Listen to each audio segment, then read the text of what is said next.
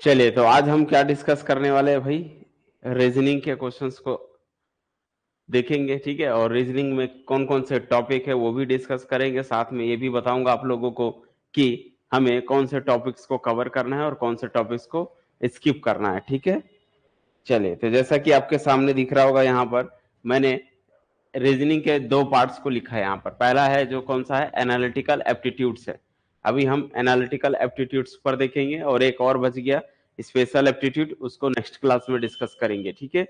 तो analytical aptitude की बात करें तो इसके अंतर्गत में हमें दो टॉपिक मिलता है। फर्स्ट आपका लॉजिकल या logic deduction and induction analogy बोलते हैं इसको, ठीक है। तो आपके सिलेबस में सिर्फ ओनली ये टॉपिक लिखी हुई है कि लॉजिक के अंतर्गत में आपको डिडक्शन एंड इंडक्शन एनालॉजी को कवर करनी है, ठीक है। यहां पर अगर हम बात करें बच्चों, तो इसके अंतर्गत में देखो कौन कौन से टॉपिक आते हैं जनरली। तो वो टॉपिक है आपका सिटिंग अरेंजमेंट, यानी कि जो बैठने की व्यवस्था को किस तरह से हमें यहाँ पर रिप्रेजेंट करना है, वो सारी चीजें यहाँ पर देखेंगे और यहाँ से क्वेश्चन अक्सर पूछे जाते हैं। सिलोजिज्म है, ठीक है। और तीसरा जो है स्टेटमेंट एंड इनफेरेंस या स्टेटमेंट एंड कंक्लूजन, इस टाइप से क्वेश्चंस रहते हैं। तो अगर आप देखोगे प्रीवियस ईयर्स में तो आपको इन्हीं टॉपिक से रिलेटेड क्वेश्चंस मिलेंगे। कौन सा? सिटिंग अरेंजमेंट हो गया, सिलोजिज्म हो गया और स्टेटमेंट एंड इनफेरेंस वाला। तो जो टॉपिक्स आए हैं एग्जाम में उन टॉपिक्स को यहाँ लिखा गया है। वैसे इसके अंतर्गत में और भी बहुत सारे टॉपिक होते हैं बट उन टॉपिक्स को नहीं करना है, ठीक है।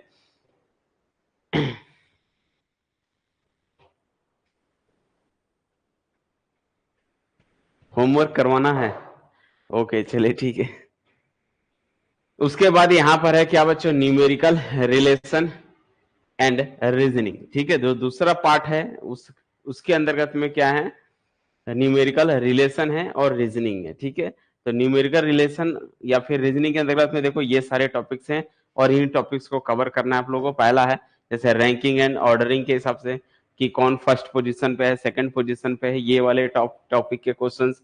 दूसरा नंबर सीरीज हो सकते हैं, नंबर सीरीज में है ना कुछ नंबर दिया रहेगा, पैटर्न दिए रहेंगे, पैटर्न को रिकॉग्नाइज करनी पड़ती है, तो वो जो है नंबर सीरीज में आएगा।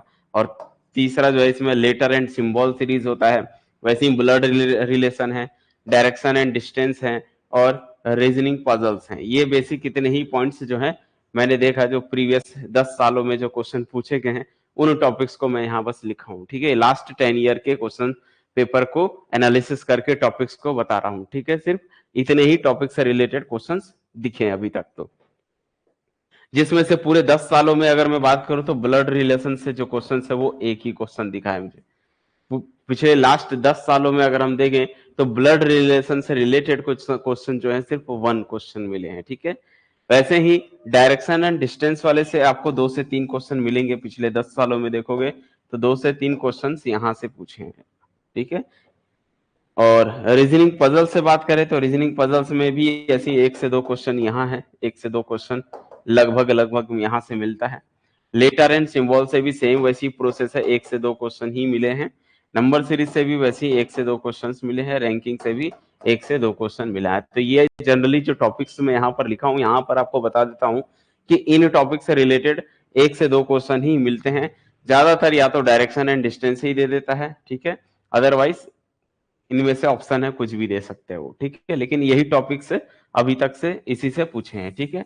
हाँ, ज्यादा क्वेश्चन अगर आने के चांस है तो 2 से 3 क्वेश्चन अगर आप देखोगे यहां से, तो यहां से फिक्स है, एक सिटिंग अरेंजमेंट एक दे रहा है और एक सिलोजिज्म दे रहा है, ठीक है। या फिर अगर ये नहीं दे रहा है तो ये दे रहा है स्टेटमेंट एंड इनफेरेंस वाला।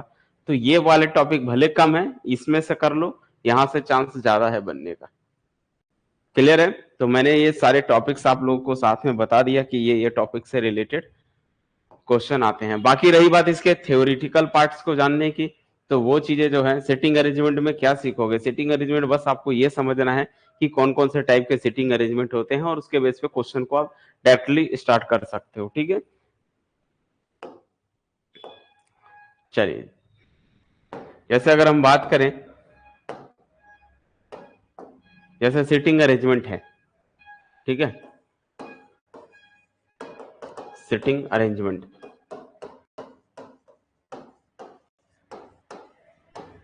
अब सिटिंग अरेंजमेंट में क्या रहता है यहाँ पर, इसका ये 2 टाइप के क्वेश्चन यहाँ से मिल सकते हैं। एक आपका जो है बाई लाइन, ठीक है, बाई लीनियर, और एक हो सकता है बाई सर्कुलर। या तो सर्कुलर के फॉर्म में सिटिंग अरेंजमेंट करानी होगी, या तो आपको बाय लीनियर यानी कि एक लाइन में करानी है, ठीक है। यहां पर कैसा हो सकता है कि अगर लाइन की बात करेंगे तो ऐसे एक लाइन दिया रहेगा, बोलेगा इसमें बैठे होंगे कुछ लोग, तो कैसे हैं सिटिंग अरेंजमेंट, यहाँ पर ऐसे कुछ लोग बैठे होंगे ऐसा। तब इनका बस ये है कि जनरली जो है इसमें जो है पर्सन कोई बैठा सकता है, या कोई नंबर बैठा सकता है, या कोई लेटर का अरेंजमेंट हो सकता है, ठीक है। तो अगर मैं जैसे बोला पी क्यू आर एस है, ऐसा है पी क्यू आर एस, इस टाइप से हो सकते हैं इसमें। तो इसमें हमेशा क्या होता है, लेफ्ट होता है, ये राइट होता है, तो ये लेफ्ट होता है, ये राइट होता है, ठीक है। अब उसमें भी जनरली फेस जो है नॉर्थ की ओर है, तो फिर आपका लेफ्ट ये रहेगा, राइट। अगर स्पेशली बोल रहा है कि उनका फेस जो है साउथ की ओर है, साउथ डायरेक्शन में है, तो उस केस में फिर ये आपका राइट हो जाएगा, वो लेफ्ट हो जाएगा, ठीक है। बट अभी तक जो क्वेश्चन पूछे हैं वो जो है लेटर से रिलेटेड है, उसमें ज्यादा जो है पर्सन को नहीं बैठाया गया है, ठीक है। रही बात सर्कुलर की बात करें, तो सर्कुलर में ऐसा एक सर्कल के फॉर्म में रहेगा, एक मेज रहेगा, ये टेबल हो सकते हैं, चेयर हो सकते हैं, और यहाँ पर कुछ पर्सन्स को यहाँ पर सेटिंग कराई जाती है, या कोई लेटर्स को सेटिंग कराना है। तो ये दो पैटर्न के हो सकते हैं, ठीक है। यहां पर इस चीज को ये थोड़ा समझना है आप लोगों को कि जब हम लेट जो है लीनियर की बात करते हैं, तो यहाँ पर जो पर्सन्स होते हैं कि ये लेफ्ट या राइट ऐसा कहीं भी बैठ सकता है, ठीक है। तो ये हर जगह पर पोजीशन क्या होती है, यहाँ पर ये चेंज होती है, हर पोजीशन चेंज होगा। लेकिन यहाँ पर सर्कुलर की खास बात क्या है, जो फर्स्ट पर्सन है उसको जो है कहीं भी बैठाओगे वो जो है, मतलब अगर इसमें एन ऑब्जेक्ट को बैठा रहे तो एन माइनस वन जो है केस बनते हैं। जैसे अगर मैं बोला यहाँ पर ए है ना, जैसे हम यहाँ बात करें यहाँ ए है, तो अभी ए यहाँ भी हो सकता है, यहाँ कहीं भी बैठाओगे उसका वो फर्स्ट ही कहलाता है, जहां से भी वो स्टार्ट करेगा वो फर्स्ट कहलाता है। लेकिन यहाँ पर ऐसा नहीं है, यहाँ पर क्या है, अगर ए यहाँ है तो यहाँ पर बैठोगे तो वो सेकंड हो जाएगा, ठीक है, यहाँ पर बैठ गया तो थर्ड हो गया। तो ये जो है लेफ्ट राइट का इसमें कॉन्सेप्ट होता है, और हर एलिमेंट का अपना अलग से एक क्या है, स्पेस है, ठीक है, चेंज नहीं कर सकते यहाँ पर। यहाँ पर क्या है, पहले वाले एलिमेंट को कहीं भी सेट करा सकते हो, बस इसमें यही एक डिफरेंस है। इसमें हर एलिमेंट्स को आपको जो स्टेटमेंट दिया होगा वहां पर आपको सेटिंग करानी है, इसमें कहीं कोई मेंशन नहीं है। सर्कुलर की खास बात होती है कि जो फर्स्ट एलिमेंट होता है उसको हम कहीं भी स्टार्ट कर सकते हैं, कहीं से भी स्टार्ट कर सकते हो, ठीक है। ये भी ए हो सकता है, ये भी ए, कहीं से भी स्टार्ट कर सकते हो। नहीं, लास्ट क्लास नहीं है आज, इसके अलावा एक और है स्पेशल एप्टीट्यूड, जो वो हम नेक्स्ट क्लास में डिस्कस करेंगे। तो दो क्लास, यानी आज की क्लास और एक क्लास और रहेगी, वो लास्ट क्लास में रहेगी, ठीक है। इसके अलावा अगर आप लोग को कुछ डाउट होगा, जैसे कुछ क्वेश्चन नहीं बने हैं या कुछ लगता है उनको शॉर्टकट में चाहिए, तो वो जो है ना हम लोग लास्ट क्लास में डिस्कस कर लेंगे, ठीक है। जो जो क्वेश्चन बचे हैं या ऐसा कुछ लगता है तो उसको हम नेक्स्ट क्लास में डिस्कस कर लेंगे, फाइनल क्लास करेंगे उसको एप्टीट्यूड का। तो ये था सेटिंग अरेंजमेंट का कहानी, ठीक है। अब इसमें डायरेक्ट हम क्वेश्चन को स्टार्ट करते हैं बनाना, क्योंकि इस पे ज्यादा समय नहीं लगाते हैं। चलिए स्टार्ट करते हैं। जैसे फर्स्ट क्वेश्चन, इन सब टॉपिक में से कोई भी क्वेश्चंस को हम देखते हैं जो मैंने अभी तक लिखा है, ठीक है। जरूरी नहीं कि आपको लाइन बाय लाइन मिलेगा, क्वेश्चंस इन्हीं टॉपिक्स में मिलेंगे, लेकिन बिल्कुल वो भी होगा, इंजीनियरिंग मैथमेटिक्स भी होगा, उसका टेंशन नहीं लेना है, ठीक है। तो इन सब से जो क्वेश्चंस लिए गए हैं वो लाइन से नहीं है, मतलब इसी में आपको पूरे क्वेश्चंस मिलेंगे, बस टॉपिक इन्हीं में से रहेगा, ठीक है। चलिए, जैसे अगर हम फर्स्ट क्वेश्चंस की बात करें तो देखो कौन से टॉपिक्स का क्वेश्चन है, देखो ये सिटिंग अरेंजमेंट का ही क्वेश्चन है, ठीक है। पढ़ो क्या लिखा है कि for the clock show in the figure, आपको एक फिगर शो हो रहा है जो क्लॉक के फॉर्म में है, ठीक है। उसके बाद यहां पर बात कर रहा है ओ स्टार के बारे में, मेंशन किया कि इफ ओ स्टार जो है एक एलिमेंट है, उसको कैसे रिप्रेजेंट कर रहा है, O Q S Z P R T है। एंड एक्स स्टार के बारे में क्या बोल रहा है, X Z P W Y O Q है। Then which one among the given option is most appropriate to for P. जैसे ओ स्टार है, एक्स स्टार है, वैसे ही हमें पी के ऊपर स्टार है, उसके बारे में बताना है कि वो कौन सा ऑप्शन करेक्ट होगा। तो चलिए जल्दी से इसे आप लोग एक बार ट्राई कीजिए क्वेश्चन को।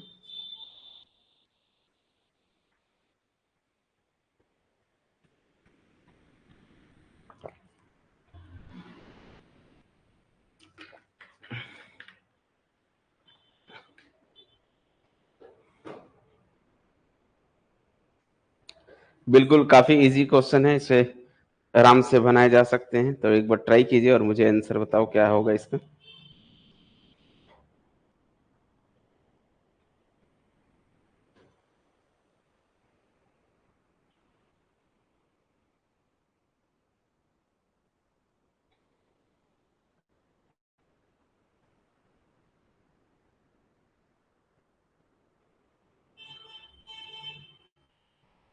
ओके, ऑप्शन नंबर बी है ना, बी आप बोल रहे हो, ठीक है। तो यहाँ पर करना क्या है भाई, इसमें आपको इसी में ही आपको समझ जाना है। देखो इसके लिए इसका कोई सॉल्यूशन देने की बात नहीं है, इसको आप डायरेक्टली यहीं कर सकते हो। कैसे करना है समझना है। जैसे ओ स्टार से स्टार्ट हुआ है तो ओ पहले लिखा है, ठीक है। ओ स्टार मीन्स स्टार्टिंग ओ है, X star means starting x है। यहाँ पर अगर हम बात करें पी स्टार बोल रहा है तो स्टार्टिंग पी से होगा। तो पी से बच्चों ये भी है, ये भी है, ये भी है, ये भी है, तो सब ऑप्शन पी से स्टार्ट है। तो कोई भी ऑप्शन कटा तो नहीं, ठीक है, कोई बात नहीं। फिर आगे एक स्टेप और आगे बढ़ते हैं। ओ के बाद इसने लिखा है क्यू, ओ कहाँ है ये, ओ के बाद इसने लिखा है क्यू, ठीक है, मतलब एक स्टेप बीच में छोड़ के, ठीक है। और ये लाइन सही है तो एक एलिमेंट को बस यहाँ से छोड़ दिया, ठीक है। एक्स के बाद देखो वाई होता है, वाई को छोड़ के जेड लिखा है, इसका मतलब पी से अगर आप स्टार्ट कर रहे हो तो क्यू को छोड़ के आर लिखना पड़ेगा। समझ आ रहा है, पी के बाद हमें क्या करनी पड़ेगी, आर को कवर करनी पड़ेगी। तो यहां से हम बात करेंगे तो पी के बाद आर, पी के बाद यू है इसलिए ये गलत, पी के बाद आर है, पी के बाद टी, पी के बाद एस, इसलिए ये भी गलत हो गया। तो ऑप्शन तो आपका कौन सा करेक्ट हो गया, सेकंड ऑप्शन डायरेक्टली करेक्ट हो गया। क्लियर हुआ। तो हम बात कर सकते हैं कि ये जो क्वेश्चन है अब आगे सॉल्व करने की जरूरत नहीं है, चाहो तो आपको लगता है कि नहीं हमें करना है तो बिल्कुल आप देख सकते हो कि क्यू के बाद क्या है, एस, मतलब क्यू के बाद एस, बीच में एक स्टॉप, एक जो है स्किप कर दिया। वैसे ही जेड के बाद देखोगे तो जेड के बाद जो है ओ को स्किप करके पी लिखा है। इसका मतलब हमें जो है यहाँ पर आर आ चुका था तो आर के बाद एस स्किप करनी पड़ेगी, आर के बाद एस को स्किप करना पड़ेगा, फिर टी लिखेंगे। देखो नेक्स्ट स्टेप में क्या किया है, नेक्स्ट स्टेप में यहां से एस के बाद यहां पर जेड गया है तो एस कहाँ है ये, तो एस के बाद ये जेड लिखा है, जेड ये मतलब रिवर्स आया है। तो एक दो तीन चार, बीच में चार को छोड़ते हुए रिवर्स जेड पर आया है, चार जो है स्किप करनी पड़ेगी। मतलब पी को भी देखते हैं, क्या पी और डब्ल्यू के भी बीच में चार ठोक स्किप है, तो पी ये है, डब्ल्यू ये है, पी से रिवर्स आओगे तो एक दो तीन चार स्किप की है, देखो बीच में चार को स्किप करके डब्ल्यू लिखा है। सिमिलरली हमें टी के बाद चार स्किप करना है, ओ पर आएंगे, टी से चार स्किप, टी से रिवर्स ऑर्डर एक दो तीन चार स्किप करेंगे तो ओ पर आएंगे। तो हम बोल सकते हैं टी के बाद ओ आएगा। इस तरह से आप चाहो तो एनालिसिस करके इसमें जो है आप क्या समझ सकते हो कि कौन सा रूल लगा है। तो जो रूल इसमें है वो रूल इसमें है, वही रूल नेक्स्ट आपको बनाते चले जाना है, ठीक है। तो इसके काफी इजी क्वेश्चन था ये। क्या ये क्वेश्चन ट्राई हो पाएगा? क्वेश्चन नंबर 2,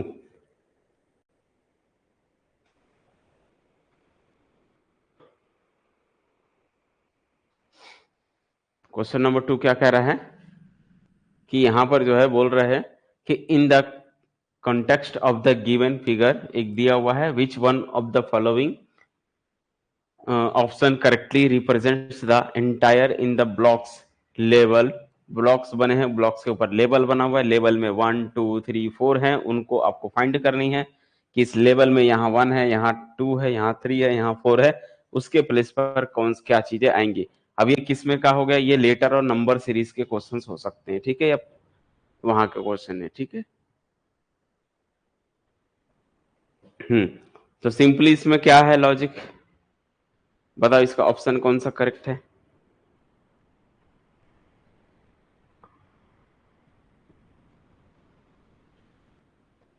तो रीजनिंग के क्वेश्चन कुछ इजी भी रहते हैं जो आराम से आप बना सकते हो, ज्यादा समय नहीं लगता इसको बनाने में, है ना। तो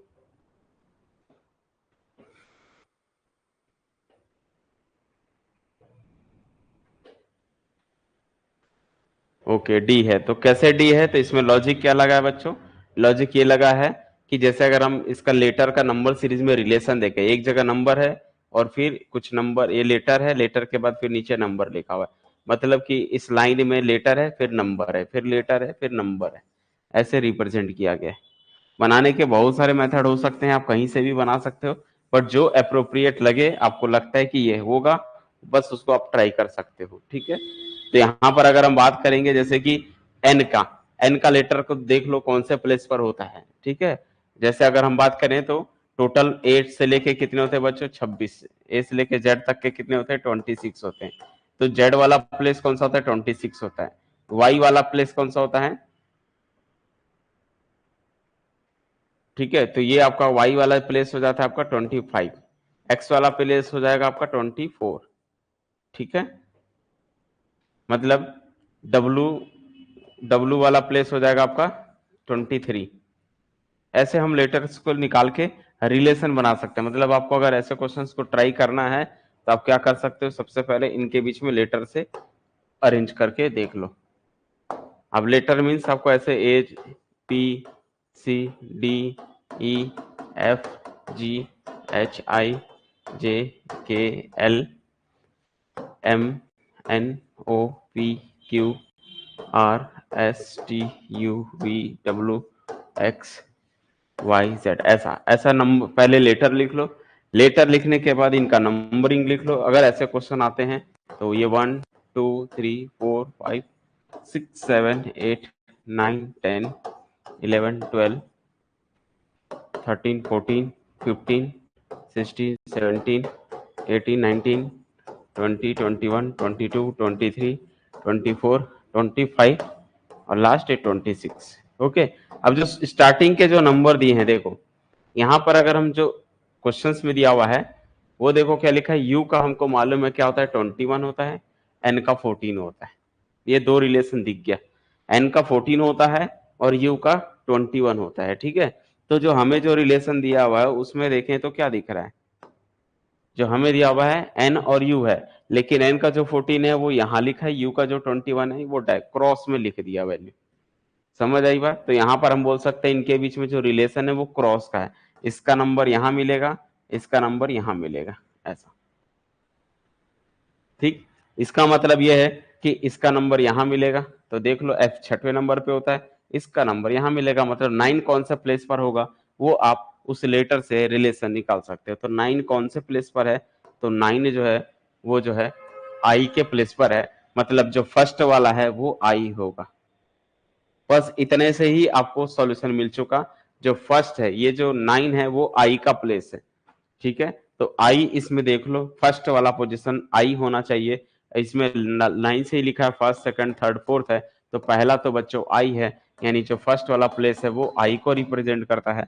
इसमें फर्स्ट वाला आई कौन है, सी है, तो ऑप्शन सी होगा। ऑप्शन सी होगा भाई। देखो इजी लग रहा था, लेकिन कई बच्चे इसमें ऑप्शन डी मारे, बताएं है ना। तो ये इजी क्वेश्चंस भी ऐसे होते हैं, बट अगर आप ध्यान नहीं दिए तो गलत हो सकता है। ठीक है,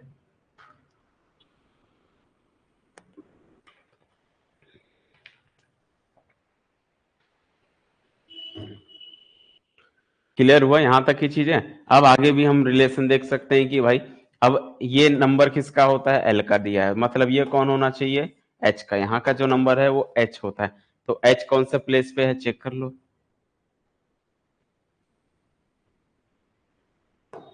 एच का जो प्लेस है वो 8 है ना। तो हम बोल सकते हैं कि जो इस नंबर पर होगा वो 8 होगा।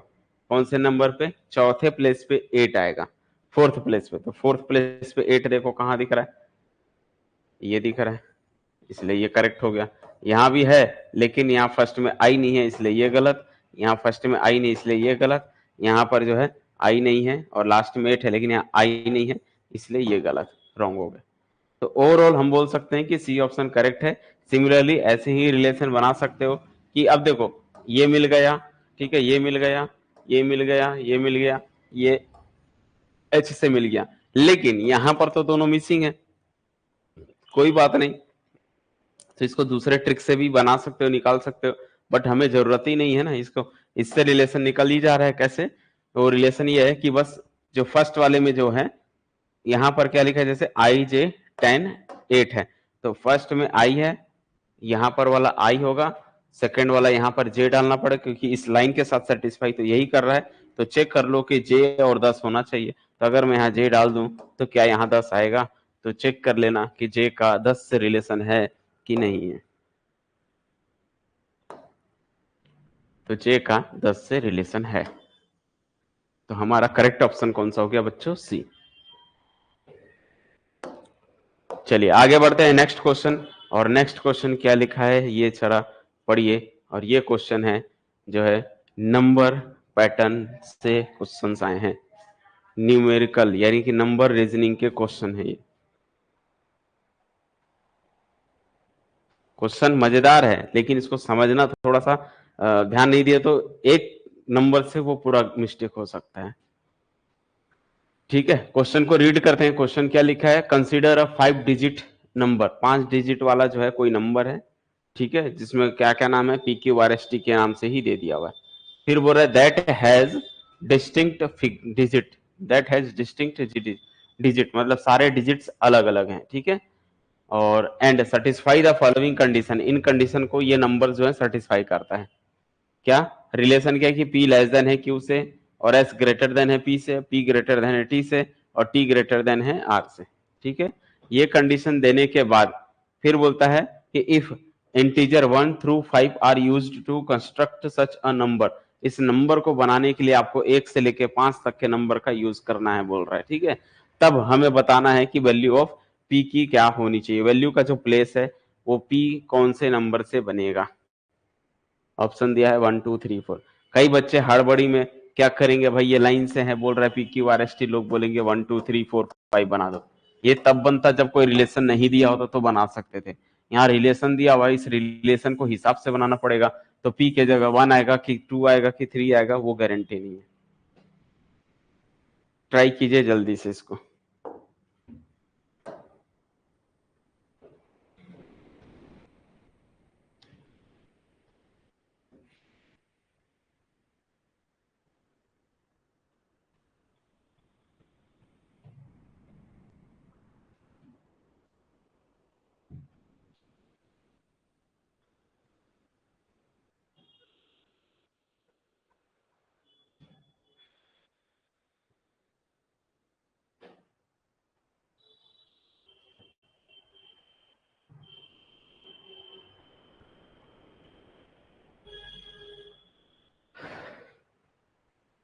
बताइए भाई इसका क्या करेक्ट आंसर है? ट्राई कीजिए, इजी क्वेश्चन है, जल्दी।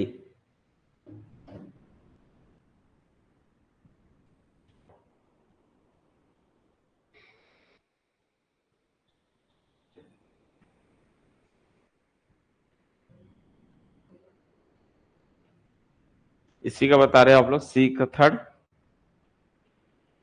मतलब। ओके अच्छा, इसका आंसर बता रहे हो आप लोग कि पी के प्लेस पर कौन आएगा? 3। सी ऑप्शन करेक्ट है। ओके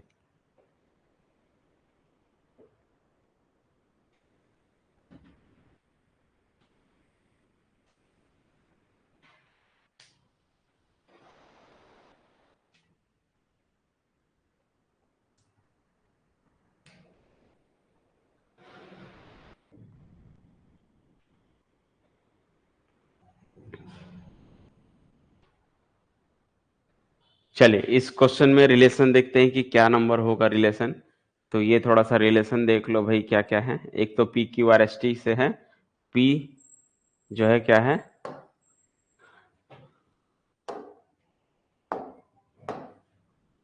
पी लेस देन है क्यू से, और जो है S P T, S greater than P greater than T, ठीक है।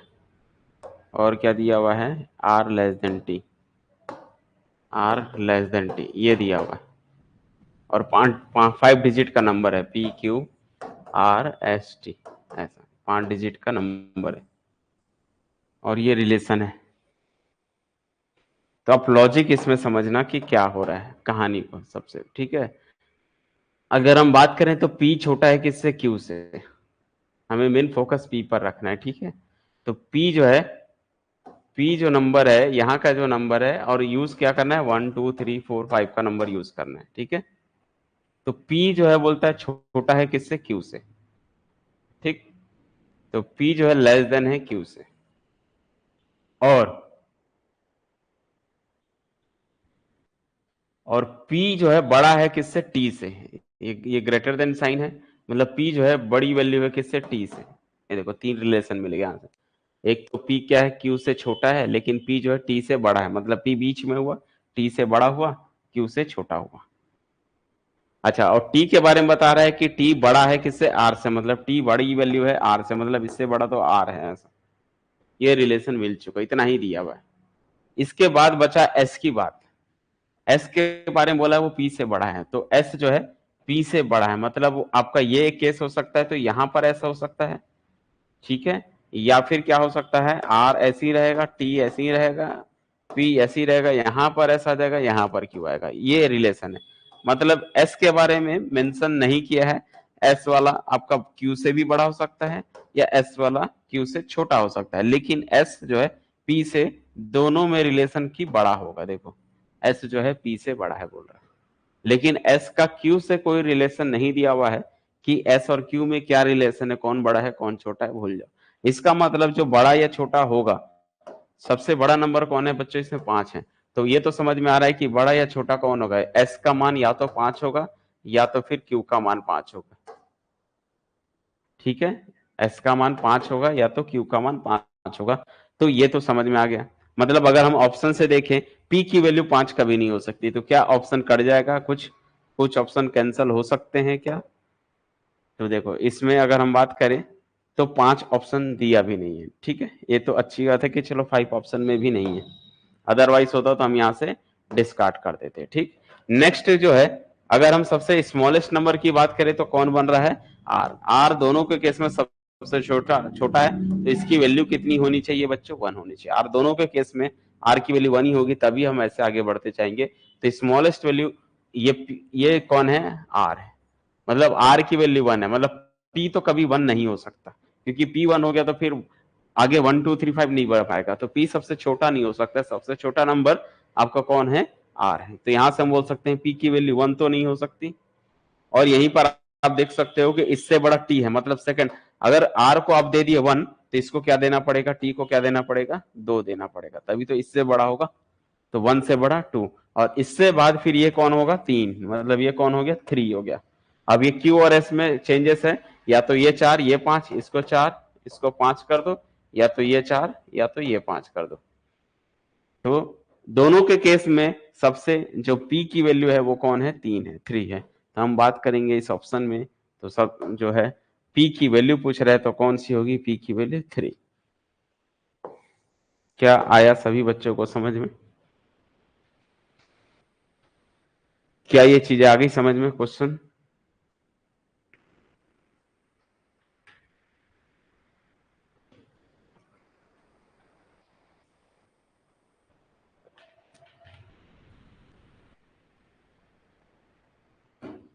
बोलो क्लियर है यहां तक की चीजें।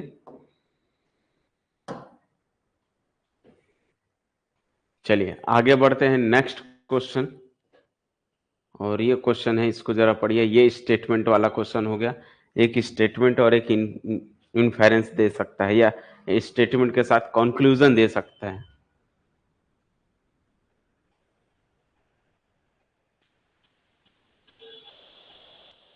अरेंजमेंट क्या बोल रहे हो,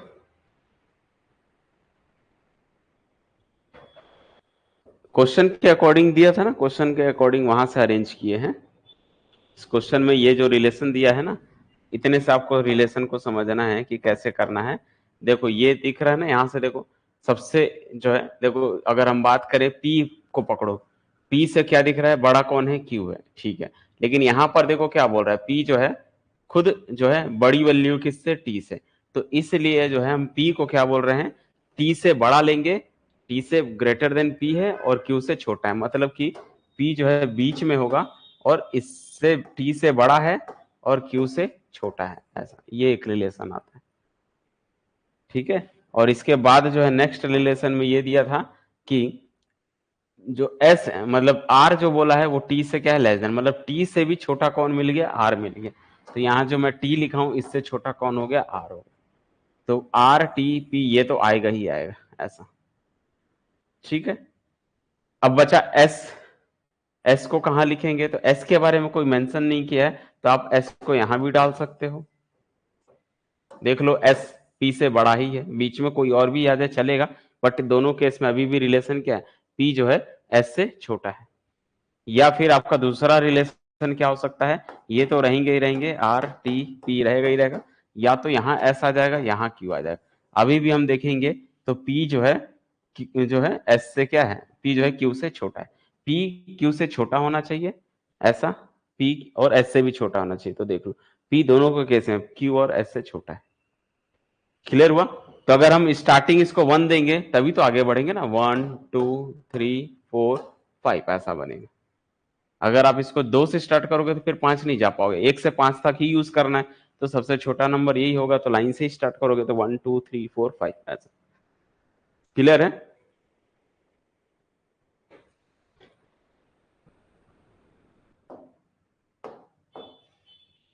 तो मतलब 5 डिजिट का जो नंबर बनेगा वो कौन बनेगा? वो बन सकता है आपका 1 2 3, यहां पर जो है P Q R S T arrange था ना आपका। जो क्वेश्चन था वो कैसा था? 5 डिजिट का नंबर था, तो P Q R S T बोला था। तो पी के हिसाब से सब 3 आएगा, पी के हिसाब से 3 आएगा। क्यू की वैल्यू 4 भी हो सकती है, 5 भी हो सकती है, दोनों केस में। तो अगर मैं 4 दे रहा हूं तो ये 4 रहेगा। आर की वैल्यू 1 है, एस की वैल्यू वो जो है आपकी, अगर ये 4 दे दिए तो एस 5 हो जाएगा, और टी की वैल्यू तो 1 ही रहेगी। ये हो सकता है, या फिर 3 और ये 5 हो सकता है, ये 1 हो सकता है, ये 4 हो सकता है, और ये आपका 2 हो सकता है। टी जो है 2 है, तो मतलब ये हो सकते हैं। तो 35,142 हो सकता है, या तो 34,152 हो सकता है। ये 5 डिजिट का नंबर है, लेकिन स्टार्टिंग में ऐसी क्वेश्चन अरेंज थे P Q R S T, तो पी प्लेस पे 3 डालना है आपको। ठीक है।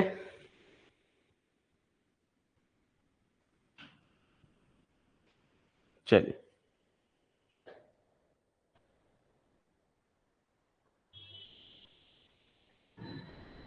इस क्वेश्चन को रीड करिए। लिखा है एक स्टेटमेंट, 2 स्टेटमेंट दिया हुआ है। पहला, ऑल हीरोज आर विनर्स, जितने भी हीरोज होते हैं उनको विनर्स बोलते हैं, बोल रहा है। सेकेंड बोलता है कि ऑल विनर्स जो हैं वो क्या है? आर लकी पीपल हैं। ठीक है, ये 2 स्टेटमेंट दिया हुआ है। और इन्फेरेंस क्या है? बोल रहा है कि all lucky peoples are heroes हैं।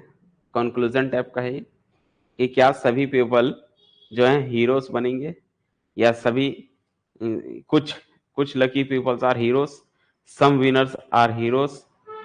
और ऑप्शन बोल रहा है कि which of the above inference can be logically deduced from statement 1 and 2। Option दिया ओनली 1 and 2, 1 and 3, है ना, 2 and 3, या ओनली 3। ट्राई करना है इसको जल्दी से।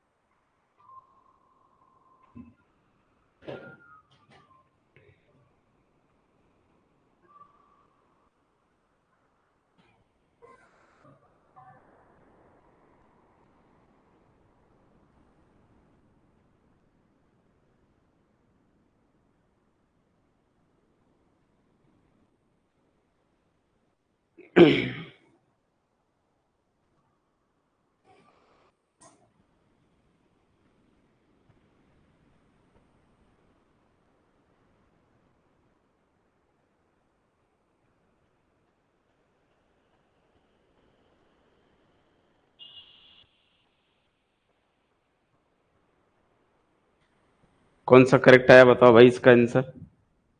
बी। ओके, देखते हैं क्या बोल रहा है। तो इनका सबसे पहले ये जो है आपके सिलोजिस्म में आता है। ठीक है, या स्टेटमेंट वाले टाइप के भी क्वेश्चन है, तो इसको दोनों तरफ से समझना पड़ेगा कि स्टेटमेंट क्या दिया, ऑल हीरोज आर विनर्स, ठीक है।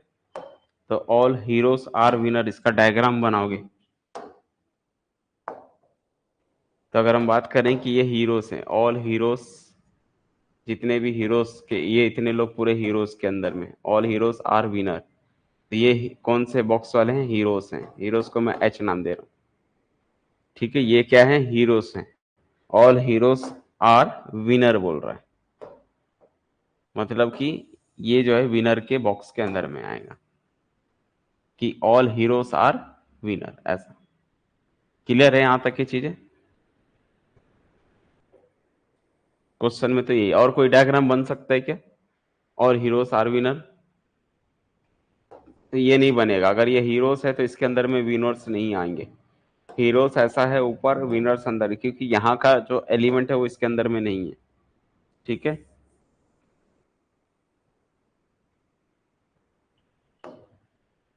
चलिए नेक्स्ट स्टेटमेंट पढ़ते हैं, आगे क्या बोलता है। ऑल विनर्स क्या होते हैं, लकी पीपल बोल रहे हैं, सारे विनर्स जो है लकी पीपल हैं।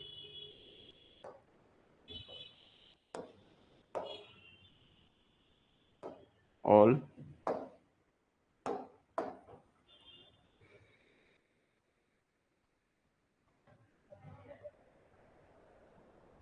अब देखो अगला जो स्टेटमेंट बोल रहा है कि ऑल विनर्स, ये जितने विनर्स हैं, ये विनर्स वाले हैं, ये सारे विनर्स क्या हैं, लकी पीपल हैं, ऐसा है, ठीक है। तो क्या कंक्लूजन समझ में आता, लॉजिकली क्या हुआ। लॉजिकली ये इसके अंदर में आ रहा है, पूरा डब्ल्यू एल के अंदर कत में आ रहा है, मतलब ये ऐसा डायग्राम बनेगा, एक, दो और ये तीन, ऐसा डायग्राम बनेगा। ये आपके हीरोज हैं, ये आपके विनर्स हैं, ये आपके लकी पीपल वाले, ठीक।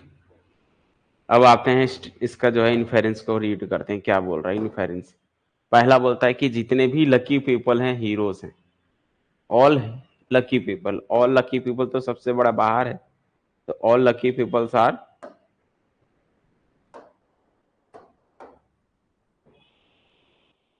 ऑल लकी पीपल्स, यहाँ के जो ये वाले घर में बैठा है, जो ये वाला लकी पीपल्स है, ये जो बंदा है वो क्या है, इसी बॉक्स के अंदर में है। वो किस में नहीं है बोल रहा है, वो हीरोज में तो नहीं है, ये अंदर में तो नहीं है, इसके अंदर में तो नहीं है, ये दिख रहा है, ये तो सिर्फ इतना ही है, तो ये बाहर है। तो पहला ऑप्शन रॉन्ग हो गया, फर्स्ट वाला जो इन्फेरेंस है वो रॉन्ग हो गया, कि वो बोला कि ऑल लकी पीपल जो है हीरोज हैं, गलत, ठीक है। तो फर्स्ट वाला जो है स्टेटमेंट का जो इन्फेरेंस दिया है वो रॉन्ग हो गया, वो नहीं है। दूसरा बोलता है नहीं कि फर्स्ट ऑप्शन इनकरेक्ट हो गया, तो अब ऑप्शन में भी बहुत सारे कट जाएंगे, जिसमें फर्स्ट है उसको उड़ा दो। जैसे इसमें ओनली फर्स्ट है, ओनली फर्स्ट है, ये उड़ा दो, फर्स्ट तो है ही नहीं, तो ए और सी तो पहले ही कट गया। अब आपके पास बचता है बी और डी, ठीक है। अब अगर मान लो बी भी, सेकंड ऑप्शन भी, सेकंड वाला भी स्टेटमेंट गलत होता है तो ये कट जाएगा, अदरवाइज हमें थर्ड को चेक करना पड़ेगा, ठीक है। तो सेकंड पढ़ते हैं, some lucky peoples are heroes, some lucky peoples are heroes.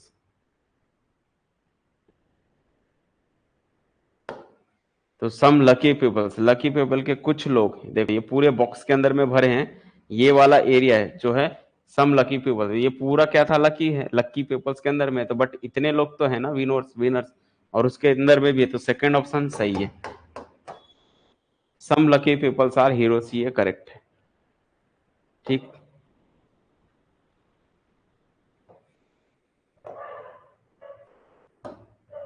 ये तो करेक्ट है। थर्ड में क्या बोलते हैं, सम विनर्स आर हीरो, बिल्कुल विनर्स के, विनर जो है क्या बाहर है, हीरोस अंदर है, तो ये भी करेक्ट हो गया। तो टू और थ्री करेक्ट हो जाता है, तो टू और थ्री दोनों करेक्ट है, मतलब ऑप्शन नंबर बी जो है इसका करेक्ट हो गया। ओनली सेकंड एंड थर्ड, ठीक है, सेकंड भी है इसलिए वही हो जाएगा, क्योंकि देखो ये ऑप्शन तो पहले ही कट गया। अब अगर हम ऑप्शन से जाएं तो कैसे टिक करना है, देखो फर्स्ट वाला तो पहले ही गलत था, तो ये और ये तो गलत हो गया। फिर हमने सेकंड को चेक किया, ये तो सही है। अब जब सेकंड है ऑप्शन में तो फिर तो भाई सही है, तो एटलीस्ट यहाँ तो है ही है, तो इसी को टिक करोगे। और कोई ऑप्शन ही नहीं है जिसमें, इसमें तो सेकंड ही नहीं है, तो इसीलिए ये भी गलत हो गया। तो सिर्फ कौन सा बचता है, बी वाला, ओनली टू एंड थ्री, मतलब थ्री, ये सोच लो कि थ्री भी करेक्ट होगा, अकेला 3 नहीं, 3 के साथ 2 भी है, इसलिए ये वाला करेक्ट हो जाएगा।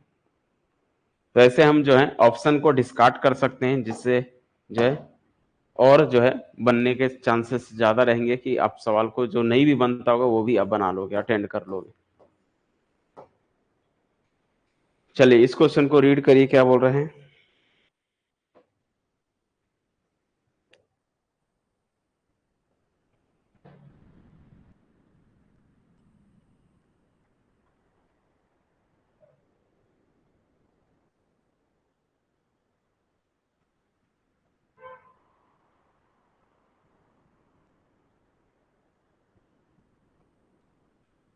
ठीक है, इस क्वेश्चन को जरा रीड करिए, क्या बोल रहे हैं। 3 हस्बैंड वाइफ पेयर्स हैं, 3 हस्बैंड वाइफ का पेयर है, मतलब कपल है 3 लोग, ठीक है। क्या बोल रहा है आगे कि are to be seated a circular table, यानी उसे एक सर्कुलर टेबल में बैठाया गया है। दैट हैज 6 आइडेंटिकल चेयर्स लगे हुए हैं, 6 अलग अलग चेयर्स लगे हुए हैं। और सिटिंग अरेंजमेंट्स आर डिफाइंड, इस तरह से डिफाइंड है कि by only by the relative positions of the people, ठीक है। मतलब इस तरह से डिफाइन किया गया है कि जो चेयर्स लगे हैं वो कैसे हैं, रिलेटिव पेयर्स जो हैं, जो कपल्स हैं वो पास में बैठेंगे ऐसा।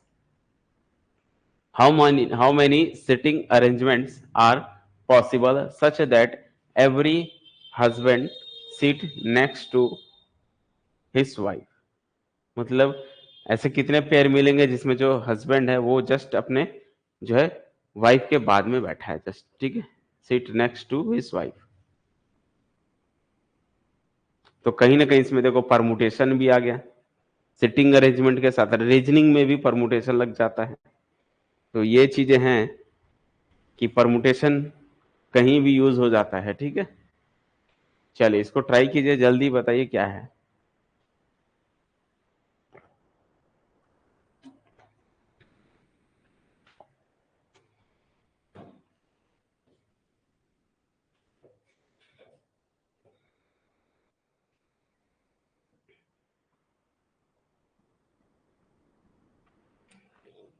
दूसरा, इस क्वेश्चन को चाहो तो आप ऑप्शन से भी डिस्कार्ड कर सकते हो कि कितने अरेंजमेंट, टोटल कितने लोग हैं भाई, 6 लोग हैं, है ना। तो उसी हिसाब से वो दिया है कि अगर 6 लोग हैं, 6 लोग को अगर हम सिटिंग परमुटेशन लगाएंगे तो कई बच्चे जो हैं ये सोचेंगे कि 6 लोग हैं तो इन्हें जो है अगर हम परमुटेशन लगाएंगे तो 1 2 3 4 5 6 है, इन्हें रीअरेंज करेंगे तो 6 फैक्टोरियल बनता है। तो 6 फैक्टोरियल मतलब 720 होता है। तो कई लोग जो है 720 को टिक करके आ जाएंगे, इसीलिए ऑप्शन में दिया हुआ है। फिर कई लोग दिमाग लगाएंगे कि यार ये तो सर्कुलर में बैठा है, सर्कुलर में जो बैठते हैं तो फर्स्ट वाले का चांसेस कहीं भी बैठा सकते हैं, तो फर्स्ट का कोई प्लेस नहीं बनता है, बाकी लोग का फिर प्लेस बनता है। तो इसमें n-1 फैक्टोरियल होता है, तो उस केस में वो 5 फैक्टोरियल बोलेगा। तो फिर 5 फैक्टोरियल बोलेगा तो उस हिसाब से वो 120 को मार के आ जाएगा। तो समझ आ रहा है। तो इस तरह से ऑप्शन भी देता है ताकि बच्चे वहां गलती करें और जो है ना, उनका जो है रॉन्ग हो जाए। तो वो खुद जो क्वेश्चन पेपर बनाने वाले होते हैं वो खुद चाहते हैं कि आप ये गलती करो, और कई गलती करते हैं ऐसे बच्चे कि उनको मालूम है कि भाई यहाँ पर सर्कुलर टेबल में बैठाया गया है, लिखा है सर्कुलर, सर्कुलर टेबल में जो पोजीशंस होती है उसकी में जो उनका अरेंजमेंट होता है वो n-1 होते हैं। अगर n ऑब्जेक्ट को अलग अलग बैठा रहे हो तो उनका जो बनेगा परमुटेशन वो n-1 बनेगा। लेकिन हमें वो थोड़ी पूछ रहा है, हमें पूछ रहा है कि पेयर में ही बैठने ना, जहां भी बैठेगा तो साथ में ही बैठेगा, किसी के भी साथ थोड़ी बैठेगा। वो जस्ट बैठेगा तो अपनी वाइफ के साथ ही बैठेगा, ऐसा क्वेश्चन है। तो कंडीशन तो दी हुई है, जब कंडीशन दी हुई हो तब तो ये काम नहीं करेगा आपका। तो कैसे सॉल्व करेंगे इसको। तो इसको सॉल्व करने का टेक्निक ये है कि आप पहले एक सर्कल बनाओ, ये सर्कुलर टेबल बनाया, 1 2 3 4, ठीक है।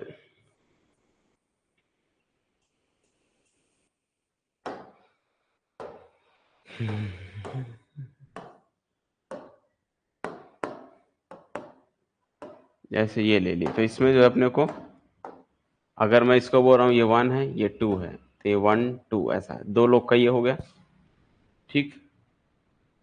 फिर 3 4 6 लोग हैं ना, तो पेयर के फॉर्म में बनाते हैं, पास पास बनाते हैं थोड़ा, जैसे ये 1 2, ये 3, ये 4, ये 5, ये 6 ऐसा, ठीक है। 6 लोग का प्लेस यहां पर कर दिया गया। क्या यहां तक की चीजें समझ में आ रही धीरे धीरे?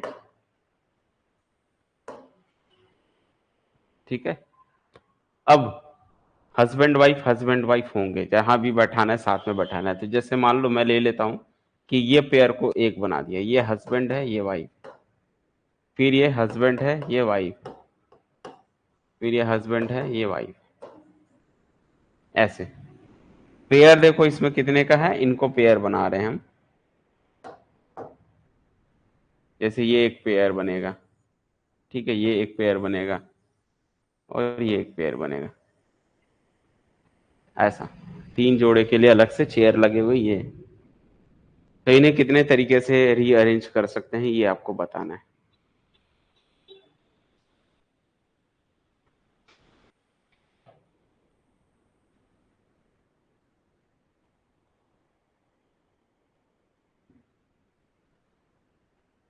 ठीक है, तो अगर हम ओवरऑल इस पेयर को उठा के कितने तरीके से, इसको मैं बोल रहा हूं 1, ये 2, ये 3, अगर हम ये पेयर ही अगर इसको रीअरेंज करना है तो कितनी तरीके से कर सकते हैं इन्हें। इसको यहाँ 1 को यहाँ बैठा सकते हो, 3 को यहाँ बैठा सकते हो, 2 को यहाँ बैठा, इनका रीअरेंजमेंट देखेंगे तो n-1 बनेगा। तो पेयर कितना है, पेयर तो 3 है, तो 3 पेयर का रीअरेंजमेंट कितना होगा, इनका अरेंजमेंट जो बनने वाला है, अरेंजमेंट, इनका अरेंजमेंट करेंगे तो ये बनेगा 3 - 1 फैक्टोरियल, बोले तो 2 फैक्टोरियल, मतलब 2। इन्हें 2 तरीके से रीअरेंज कर सकते। क्यों? क्योंकि पहला वाला तो कहीं भी बैठा होगे वो फर्स्ट वही होता है। सेकंड वाला ये होता है कि जैसे पहला कंडीशन तो एक तो यही दिख रही है, दूसरा कौन सा होता है, 3 को यहां बैठा दो, 2 को यहां बैठा दो, तो ये दूसरा अरेंजमेंट हो जाएगा। बात आई समझ में? क्या ये चीजें क्लियर हुआ कि सर्कुलर में क्यों ऐसा होता है? जैसे देखो ये ए है, ये बी है, अब ये सी है। अब ए को तो अपन कहीं भी बैठाएं वो हर जगह से वो फर्स्ट ही होता है। अगर मैं यहां बी को बैठा दिया तो ये क्या हो गया, इसके राइट साइड में हो गया, तो ये इसके राइट साइड हो गया। और मान लो सी यहां बैठा है तो ये इसके क्या हो गया, लेफ्ट साइड हो गया। तो अब पोजीशन समझ में आ रहा है कि ए के लेफ्ट साइड में सी है और ए के राइट साइड में बी है। दूसरा पोजीशन क्या हो सकता है कि इसको मैं ए ही लिखा हूं, इसको मैं सी लिख दिया, इसको बी लिख दिया, तो अब पोजीशन चेंज हो गया। अब ये दूसरा ट्रांसफॉर्मेशन हो गया, तो इसको क्या बोलेंगे, ये अब ये दूसरा वाला हो गया। तो 3 एलिमेंट को 2 तरीके से अरेंज कर सकते हो। ठीक है, अब आप बोलोगे कि ए को अगर हम बी के जगह रख दे, इसको इधर रख दे, तो उससे कोई फर्क नहीं पड़ता। ये जो अगर आप ऐसा करते हो ना, सोचते हो कि यहाँ पर अगर हम बी रख दें, यहाँ ए रख दें और यहाँ सी रख दें, तो क्या ये कोई दूसरा है? नहीं, इन्हीं में से कोई एक बनेगा। देख लो, ए के लेफ्ट साइड में कौन है, बी है, राइट साइड में सी है। ठीक है, ए के लेफ्ट साइड में बी है और इसके लेफ्ट साइड में ये वाला, ए के लेफ्ट साइड में बी है, राइट साइड में सी है। तो ये एक्चुअली में ये वाला बन जाएगा। समझ आई बात? तो इस वजह से हम क्या बोलते हैं कि जो सर्कुलर में जितने एलिमेंट्स हैं उससे एक कम क्या होता है, अरेंजमेंट होता है। क्यों ऐसा? क्योंकि पहले वाले जो एलिमेंट्स हैं उसको हम कहीं भी बैठा सकते हैं, उसके बाद जब सेकंड प्लेस आता है यानी कि उसका कहीं कोई प्लेसमेंट होता ही नहीं है, उसको 1 ही समझ लो। ठीक है, तो बाकी लोग का चेंज होता है कि बी यहां भी बैठ सकता है, इसके लेफ्ट साइड भी और राइट साइड भी, तो इसका चांस 2 हो गया। और सी का फिर 1, अगर ये इधर बैठा है तो इधर बैठेगा तो 1 बनेगा, ऐसा। इसलिए 2 मतलब n-1 होता है। तो इन जो पेयर हैं, इन पेयर को हम कितने, इसको ए बोल दो, बी बोल दो, सी बोल दो, तो चाहे 1 को ए बोल दो, चलो अभी फिलहाल के लिए मैं इसको ए बोल देता हूं, ये ए है, ये बी है, ये सी है। तो इन्हें कितने तरीके से अरेंज कर सकते हो, तो 2 तरीके से अरेंज कर सकते हो। ठीक है, यानी कि एक के ये वाले पेयर के लेफ्ट साइड में ये बैठा है, राइट साइड में एक बार इसको चेंज कर सकते हो, सी इधर बी इधर कर सकते हो। दो ही तरीके से इन्हें कर सकते हैं। लेकिन इसके साथ में और क्या चीजें, इनका भी तो अरेंजमेंट हो सकता है। इनका कैसे कर सकते हो आप, सोच के देखो कि ये जैसे हस्बैंड वाइफ इधर इधर बैठे हैं, तो वाइफ उधर हस्बैंड इधर हो सकता है, समझ रहे हो?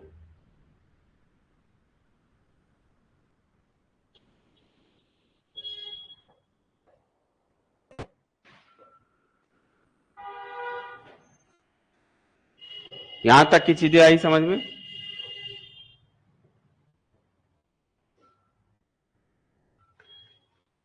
अब पर्सन का अरेंजमेंट देखा जाए तो कितने परसेंट से अरेंजमेंट बनेंगे, यहां से इनको इधर इधर इधर चेंज कर सकते हो, लेफ्ट राइट है ना, लेफ्ट राइट, फिर इधर बनेगा तो लेफ्ट राइट, तो मतलब इसका दो का, इसका दो का, इसका दो पोजीशन चेंज हो सकते हैं, हस्बैंड वाइफ तो वाइफ हस्बैंड, ऐसा दो दो पेयर। मतलब अगर हम पर्सन्स के हिसाब से देखेंगे, हस्बैंड या वाइफ को अगर हम देखेंगे तो इनका अरेंजमेंट जो बनेगा वो कितने तरीके से, इनको इधर या इधर बैठा सकते हैं, लेफ्ट या राइट, तो दो पोजीशन इसका बनेगा, इसका भी सेम वैसी दो पोजीशन बनेगा, फिर इसका भी दो पोजीशन बनेगा, तो ये कितना हो गया टोटल 8। तो इनको रीअरेंज इन्हीं में से ही करना है, इसको यहां तो बैठा नहीं सकते हैं, ये इन्हीं में से आपस में चेंज हो सकते हैं, ये दो तरीके, ये दो तरीके, ये दो तरीके से आपस में कुर्सी को एक्सचेंज कर सकते हैं। समझ आई बात? तो ये टोटल 8 तरीके से ये आपस में अरेंज हो सकते हैं। तो टोटल कितना आया 8 इंटू 2, टोटल आया, टोटल वे कितने हो गए 8 इंटू 2, 8 दूनी 16, 16 तरीके से इन्हें अरेंज कर सकते हैं। इनका जो टोटल बनता है वो 16 है ना, पॉसिबल कितने हैं 16, ये करेक्ट आंसर आएगा। बोलो क्लियरली समझ आया?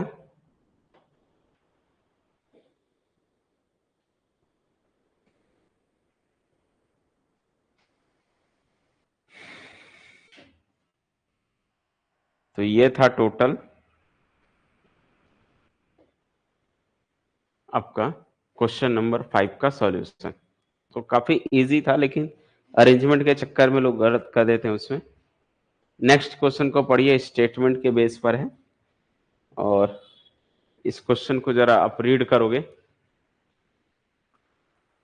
क्या चीजें रिपीट करनी है बताओ भाई।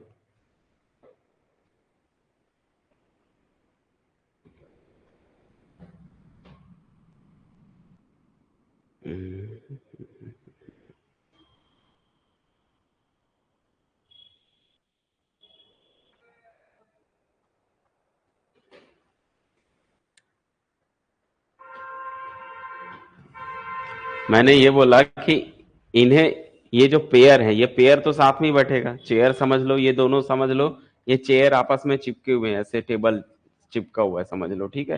तो ये जो दोनों कंबाइन चेयर है, ये भी कंबाइन है, ये भी कंबाइन चेयर है, तो ये जो बने बैठ लगा कितना है इसमें, और इसमें खांचा बना हुआ है दो लोग का बैठने का, ठीक है।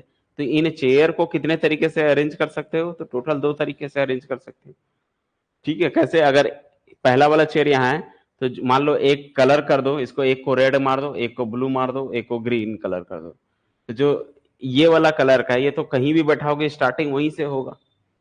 उसके बाद इसके लेफ्ट साइड में बी है, तो इसके राइट साइड में सी, एक ये पोजीशन हो सकता है, एक लेफ्ट में सी, ये वाला चेयर इधर, ये वाला चेयर इधर हो सकता है, तो यही दो केस है।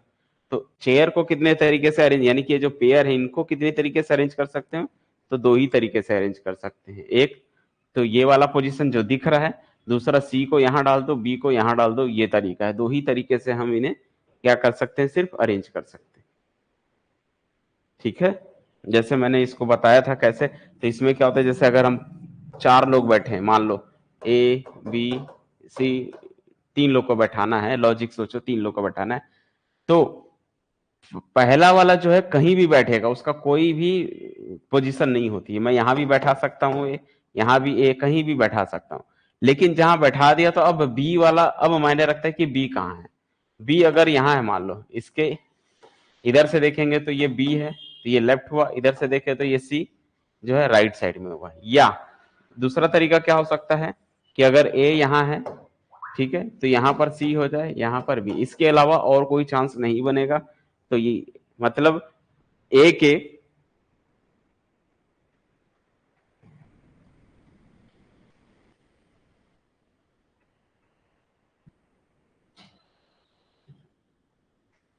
मतलब हम क्या बोल सकते हैं कि ए के या तो लेफ्ट साइड में बी बैठेगा और राइट साइड में जो है आपका क्या होगा, सी होगा, या तो राइट साइड में लेफ्ट, जो राइट साइड में बी होगा वो लेफ्ट साइड में है। दो ही केस पॉसिबिलिटीज है। खुद लॉजिक सोच सकते हो कि अगर आप तीन दोस्त लोग अगर एक जगह बैठ रहे हो तो पोजीशन क्या हो सकती है। तो पोजीशन ये हो सकती है कि ए जहां भी बैठेगा तो स्टार्टिंग कहीं भी बैठे वो तो ए वहीं से होगा, है ना। लेकिन जो दूसरा वाला बंदा बैठेगा वो या तो इधर बैठ सकता है, इधर बैठेगा तो सी इधर, इधर बैठेगा तो बी इधर हो जाएगा। तो ये दो केस बन सकते हैं, दो केस में से सिर्फ, तो ये दो ही चांस है। मतलब इन्हें ग्रुप को अगर हम रीअरेंज करें तो दो तरीके से कर सकते हैं। लेकिन इसके अंदर में दो लोग बैठे हैं, तो दो लोग बैठे तो उनको भी तो अरेंज कर सकते हो ना, जैसे यहाँ पर, फिर यहाँ पर है और यहाँ पर है। तो अगर यहाँ हस्बैंड वाइफ है तो उसके बाद एक वाइफ हस्बैंड हो सकता है, पहले इसको इधर बदल सकते हो, ये चेंज कर सकते हो। मतलब इनको कितने तरीके से कर सकते हैं, पहले पेयर को में ये चेंज करके, तो ये देखो कितने बन गए, इसके दो तरीके बन गए। वैसे इसमें भी क्या था, हस्बैंड वाइफ है तो या तो पहले वाइफ हो जाए बाद में हस्बैंड बैठे, यहाँ भी दो तरीका बने। वैसे यहां से भी हस्बैंड वाइफ या वाइफ हस्बैंड, समझ रहे हो, यही आपस में चेंज हो सकते हैं ना कुर्सी। ऐसा थोड़ी कि यहाँ का हस्बैंड उठ के यहाँ आ जाएगा, वहां का इधर, ऐसा तो आदमी चेंज नहीं हो सकते, तो पेयर साथ में ही बैठेंगे। तो ये दोनों आपस में चेंज हो सकते हैं, तो इनके कितने तरीके, दो, इनके कितने, दो, इनके कितने, दो, दो दो तरीके से ये चेंज कर सकते हैं आपस में। तो दो गुणा दो गुणा दो कितने हो गए, ये तो 8 तरीके तो यही हो गए। समझ आया, तो पहले वाले में 8, मैंने बताया ना इसके कितने तरीके, दो तरीके होते हैं। तो इसमें आपस में चेंज कर सकते हो, तो इधर से 8 बनेगा, अगर सी इधर है बी इधर है तो 8 मिलेगा, 8 और 8 16 हो जाएगा। क्या आया समझ में कि नहीं आया। मतलब अगर ये वाला केस होगा तो इसमें 8 तरीके से हम बदल सकते हैं, पहले 8 तरीके से बन सकते हैं, फिर इसमें बैठेंगे तो इसमें 8 तरीका, 8 और 8 16 हो जाएगा, फिर 16 तरीके से जो है टोटल है इन्हें बैठा सकते हैं। ठीक है, क्योंकि ये भी आपस में चेंज हो सकते हैं ना भाई, ये आपस में चेंज हो सकते हैं, उसके बाद पेयर भी चेंज हो सकता है, या तो ये इधर या तो ये इधर। ठीक,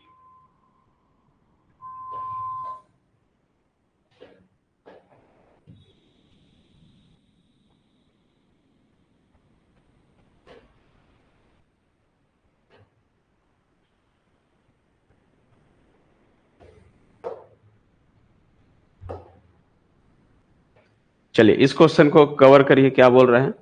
इन a class of 5 students P Q R S T, ठीक है, किसी क्लास में 5 स्टूडेंट्स लोग जो हैं, कौन कौन है, P Q R S T. Only one statement is known to have copied in the exam, केवल एक स्टूडेंट ही एग्जाम में कॉपी करता है, चीटिंग करता है। ठीक, द डिसिप्लिनरी कमिटी जो है हैज इन्वेस्टिगेटेड द सिचुएशन, कुछ सिचुएशन को वो इन्वेस्टिगेट करती है, और recorded the statement from the students as given below. तो कुछ स्टूडेंट से उन्होंने क्या लिया, जो स्टेटमेंट लिए उनसे, और उनका स्टेटमेंट क्या होता है, वो कुछ बच्चों का, 5 क्लास के 5 बच्चों से पूछते हैं कि बताओ भाई क्या क्या है, तो वो 5 अलग अलग स्टेटमेंट देते हैं। मतलब समझ लो 5 है, 1 2 3 4 5, 5 लोग जो बैठे हैं एग्जाम दे रहे हैं, और एक एग्जामिनर कमिटी आती है, वो इन 5 बच्चों से कुछ क्वेश्चंस करती है, वो ये जवाब देते हैं बच्चे, क्या क्या। पहला बोलता है कि पी का जो स्टेटमेंट है वो बोलता है कि R has copied in the exam, मतलब आर ने नकल किया, आर कॉपी की है, कॉपी करके लिखा है एग्जाम में। किसको ये दोष दे रहा है, आर को दोष दे रहा है। और क्यू वाला क्या बोल रहा है, जो जो स्टूडेंट था वो क्या बोलता है कि S has copy in the exam, ये बोलता है एस ने कॉपी करके लिखा है। मतलब पी ने आर को दोष दे दिया, क्यू ने एस को दोष दे दिया कि उसने कॉपी करके लिखा है। और आर ने क्या बोलता है कि P did not copy in the exam, वो बोलता है कि पी ने तो नहीं किया है कॉपी। ठीक है, अलग अलग स्टेटमेंट आ रहा है देखो। और एस ने क्या बोलता है, तो एस ने बोलता है कि only one of us is telling truth, हम में से कोई एक जन ही ट्रू बोलता है। ठीक है, कौन? एस ने कहा ऐसा। और टी ने क्या बोलता है? टी का स्टेटमेंट है कि R is telling the truth, R जो है सही बोल रहा है, मतलब टी वाला बोलता है आर सही है, ऐसा। और इनके बेस पर यह क्वेश्चन बनता है कि द इन्वेस्टिगेटिंग जो टीम है हैड क्या है, authentic information that S never लाई, ठीक है, एस कभी झूठ नहीं बोलता है।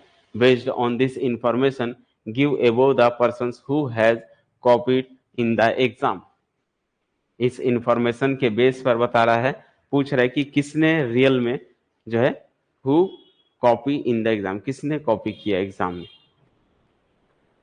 ठीक है,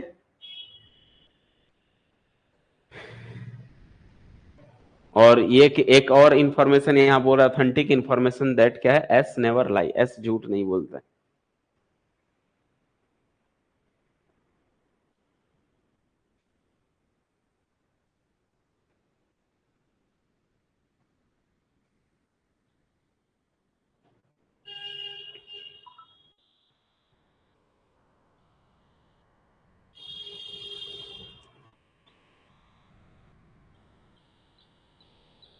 तो बताओ क्या होगा, इसका करेक्ट आंसर क्या है?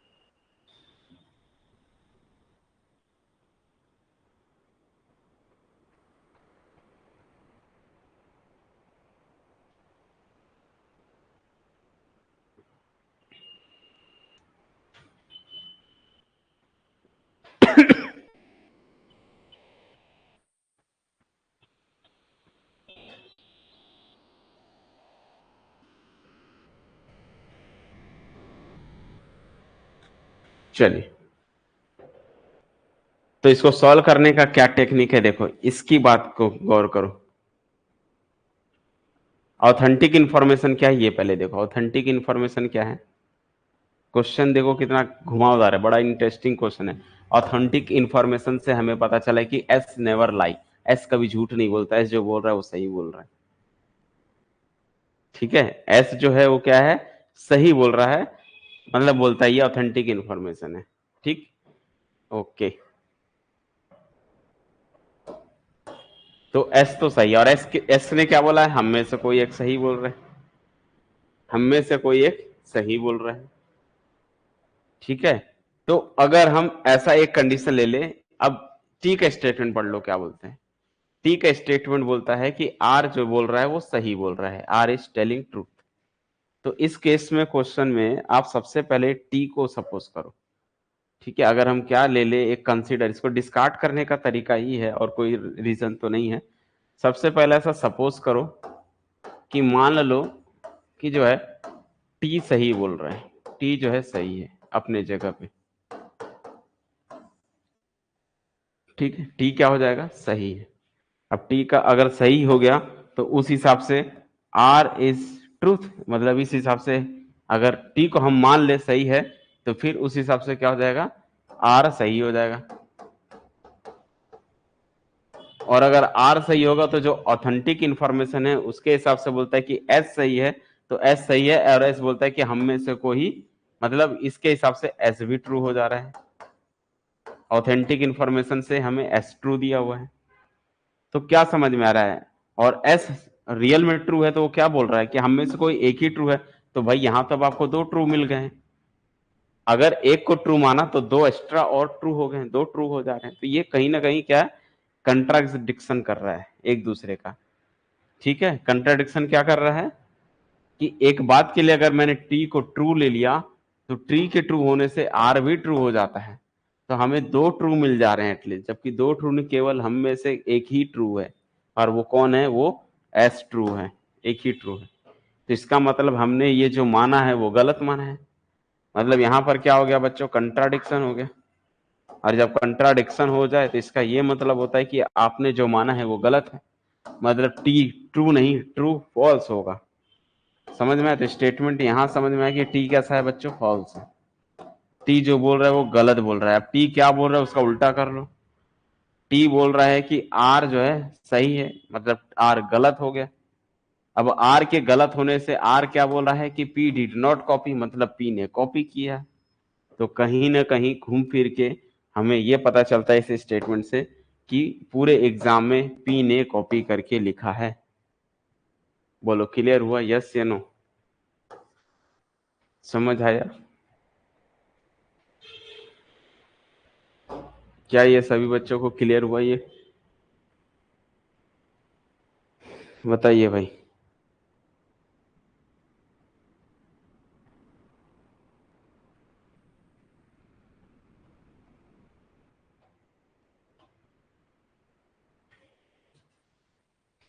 कैसे नहीं समझ आया है?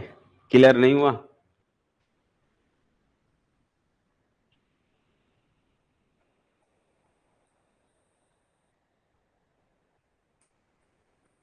क्वेश्चन को वही आपको थोड़ा समझना पड़ेगा, बोल क्या रहा है।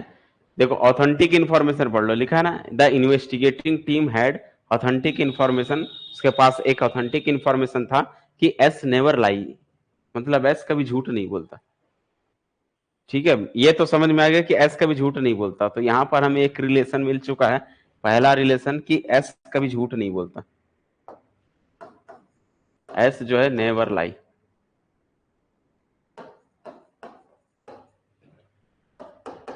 ठीक है, एस नेवर लाई। ओके, एस कभी झूठ नहीं बोलता।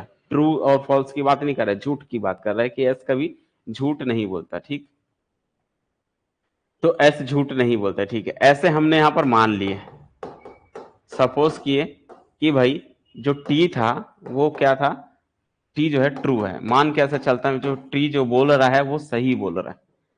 ठीक है, टी का स्टेटमेंट जो है वो सही है, ऐसा हम मान के चलते हैं। तो टी का स्टेटमेंट क्या था, इसको जरा रूड रीड करो, क्या होता है ये।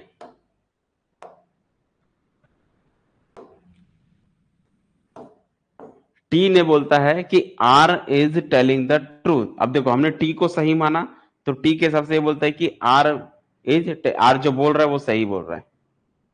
समझ पा रहे हो? टी ने जो बोल रहा है, हमने क्या माना, टी ट्रू है। टी के ट्रू होने से आर भी ट्रू हो जा रहा है। देखो लिखा है ना, क्योंकि टी सही बोल रहा है और टी क्या बोल रहा है, आर जो बोल रहा है वो सही है। मतलब टी के हिसाब से फिर यहां पर आर भी सही हो जा रहा है। ठीक है, तो यहां पर क्या दो ट्रू हो जा रहे हैं ना, जबकि हमारा जो एस का स्टेटमेंट, एस कभी झूठ नहीं बोलता, और एस ने क्या बोला, एस बोला कि हम में से कोई एक ही ट्रू बोलता है, दो लोग ट्रू नहीं बोलते, हम में से केवल एक लोग ही ट्रू बोलते हैं। तो एक को ट्रू मानने से दो ट्रू बन जा रहा है, तो कौन, टी को ट्रू लेने से आर भी ट्रू हो जा रहा है। तो यहां पर दो लोग ट्रू हो जा रहे हैं, तो कंट्राडिक्शन हो गया। कंट्राडिक्शन हो गया मतलब हमने जो माना वो गलत माना। इसका मतलब कि टी ट्रू नहीं है। अब टी ट्रू नहीं है तो फिर आर जो बोल रहा है वो सही नहीं, वो ये बोल रहा है कि आर टेलिंग द ट्रूथ, मतलब आर जो बोल रहा है वो सही नहीं बोल रहा, गलत हो गया। तो आर क्या बोल रहा है, P did not copy in the exam, P ने कॉपी नहीं किया था, जबकि वही तो गलत बोल रहा है, पी ने कॉपी किया था।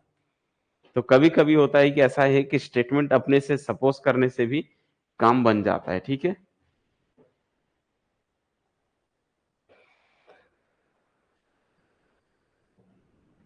तो ये परखने से रिलेटेड टाइप का क्वेश्चन है कि वो जानना चाह रहा है कि जो है आपकी मेंटेलिटी जो है कितनी तेज है, कितने तरीके से आप सोच सकते हैं इसको। ठीक है, ये इस टाइप का क्वेश्चन है।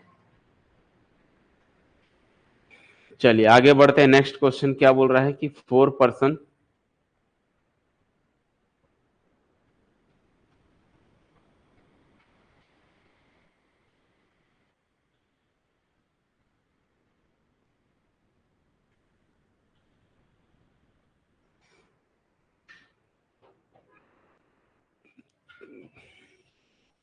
बिल्कुल कर सकते हैं वो भी, जल्दी चोर पकड़ा जाएगा, चोरी पकड़ी जाएगी।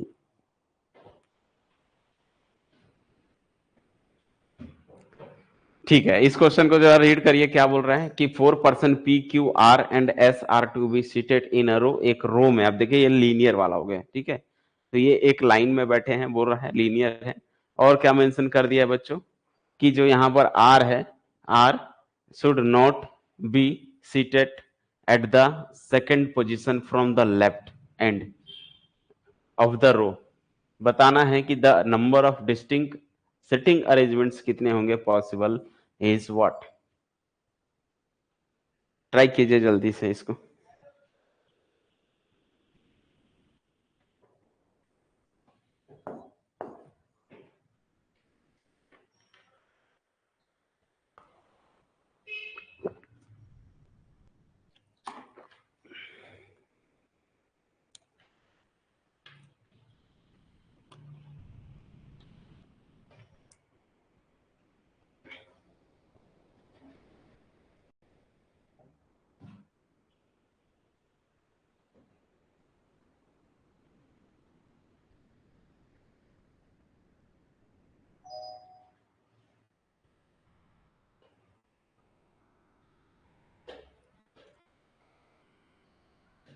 चार फैक्टोरियल 24।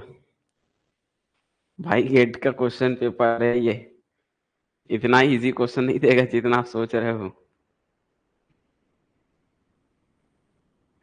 ठीक है। जब भी क्वेश्चन में, अब देखो यहां पर आपको ये समझना है कि 4 पर्सन है, पी क्यू आर है, चार अलग अलग लोग ही हैं भाई, जाहिर सी बात है, चार जिंदा इंसान है। और ये जो कैसे बैठे हैं बोल रहा है कि एक लाइन में बैठे, सिटिंग अरेंजमेंट इनका ऐसे है, ऐसा दिया हुआ है यहाँ पर। 1 2 3 4 लोग हैं। अब पी क्यू आर ऐसे, लेकिन ये लेफ्ट होता है, ये राइट होता है। क्वेश्चन में अगर चार अलग अलग हैं, जैसे पी क्यू आर एस, बिल्कुल ये सही है। इन चारों को हम डिफरेंट कितने तरीके से अरेंजमेंट कर सकते हैं, तो 4 फैक्टोरियल। 4 फैक्टोरियल मतलब 24 तरीके से इन्हें अरेंजमेंट कर सकते हैं, लेकिन उसमें यह है कि आर भी कहीं भी आ सकता है, आर का पोजीशन भी चेंज हो सकता है। बट क्वेश्चन में तो मेंशन कर चुका है ना कि आर जो है यहां पर नहीं बैठेगा कभी भी, समझ रहे हो। मतलब उसने बोल चुका है कि लेफ्ट से सेकंड एंड पोजीशन पर आर कभी नहीं बैठेगा। तो फिर इसमें से माइनस करनी पड़ेगी ना। अब आप सिर्फ अरेंजमेंट किसको कर रहे हो, 1 2 3, तीन लोग को अरेंजमेंट कर रहे हो, एक का तो फिक्स हो चुका है कि वो यहां नहीं है कहीं पर भी। मतलब यहां पर बस आर नहीं है, मतलब आर को यहां मत डालो तो तीन अरेंजमेंट, 1 2 3 हुए। इन तीन को आपस में अपन कहीं भी इसमें बैठा सकते हैं, समझ आया।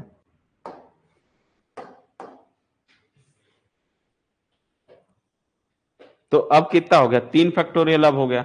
जब आर एक जगह पोजीशन पर फिक्स कर दे कि यहां नहीं हो सकता है, तो आर वाला जो है निकाल दो। उसके लिए अब कितने जगह बने, 1 2 3 वाला बना, आर के लिए तो तीन का ही जगह बच रहा है, समझ पाए।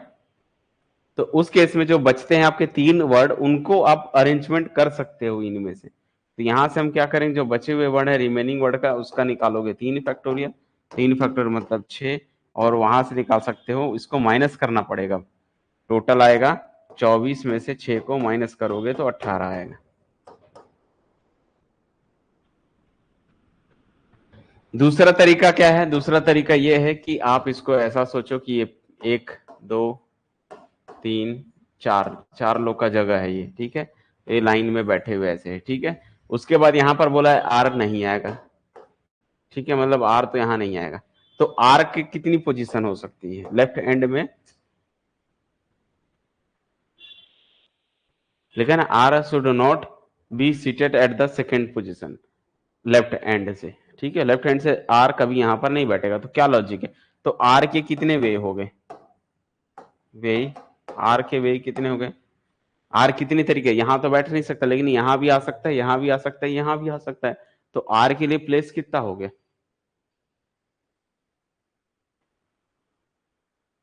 बिल्कुल वो वैसे ही दिया हुआ है। तो आर के लिए जगह कितना हो गया, 3, ऐसा समझ पाए। आर को कितनी जगह आप अरेंज कर सकते हो, बैठा सकते हो। तो आर के लिए जगह बनता है 3 का जगह बचता है। अच्छा, पी की बात करें तो पी का जगह कितना है बताओ, अब आर जब कहीं भी यहां नहीं बैठेगा, कहीं भी बैठ सकता है, आर को यहां छोड़ के आप कहीं भी, मान लो आप यहां बैठा सकते हो आर को, बाकी इसमें नहीं है, बाकी इधर इधर कहीं बैठा सकते हो। तो आर के जहां बैठने के बाद अब पी का, क्यू का और एस बचे, इनका कितना वे बनेगा? तो अब पी का पोजिशन, अब आर यहां बनेगा तो यहां तो पी आ सकता है ना, तो पी का भी अब प्लेस कितना बनेगा? 3 का बनेगा। तो क्यू का कितना बनेगा फिर? क्यू के लिए फिर 2 हो जाएगा, क्योंकि एक एक बैठते जा रहे हैं तो उनके लिए प्लेस कम होते जाएगा। फिर एस के लिए कितना प्लेस हो जाएगा? 1 हो जाएगा। समझ पाए? यस या नो? ये वाला भी समझ आ रहा है कि नहीं?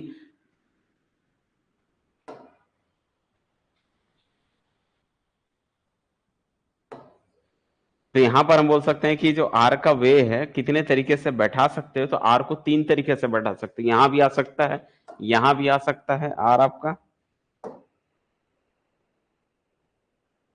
यहां भी आर आ सकता है, यहां भी आर आ सकता है। तो आर के टोटल 3 वे हो गए बैठाने के, सीटिंग कराने के आर के 3 तरीके हो गए। अब जब आर के 3 तरीके हो गए तो जब बचता है पी, तो मान लो आर यहां बैठ गया या यहां या कहीं भी एक जगह बैठ जाएगा, तो पी को मान लो आर को यहां बैठा दिए, तो अब पी के लिए कितने स्पेस है? 3 जगह ना। तो आर के बैठने के बाद पी को कहीं भी बैठा सकते हो 3 प्लेस पे। और जब पी भी कहीं भी बैठ जाएगा तो क्यू कितने जगह बैठेगा? उसके लिए हो जाएगा 2 जगह खाली बचेगा। और एस कितने जगह बैठ सकता है फिर? लास्ट 1 जगह।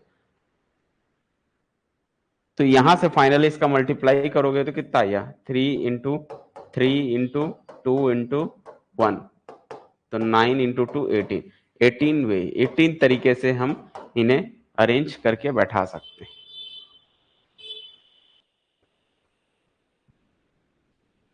बोलो, क्लियर हुआ? समझ आया?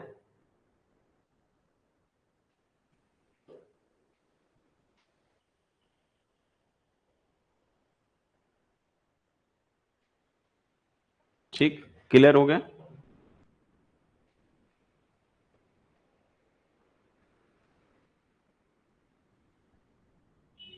आते हैं नेक्स्ट, आगे बढ़ते हैं क्वेश्चन। नेक्स्ट क्वेश्चन क्या कह रहा है देखो, फिर आता है क्वेश्चन आपका वही इस जो है सिलोजिज्म का क्वेश्चन है, ठीक है? सिलोजिज्म,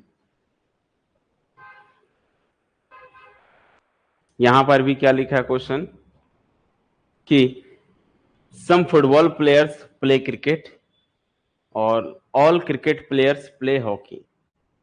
तो among the option given below the statement that logically follows from the two statements 1 and 2 above is what? और ऑप्शन दिया हुआ है, no football players play hockey, some football players play hockey, all football players play hockey, and last one is all hockey players play football. Conclusion बताना है कौन सा इसमें से।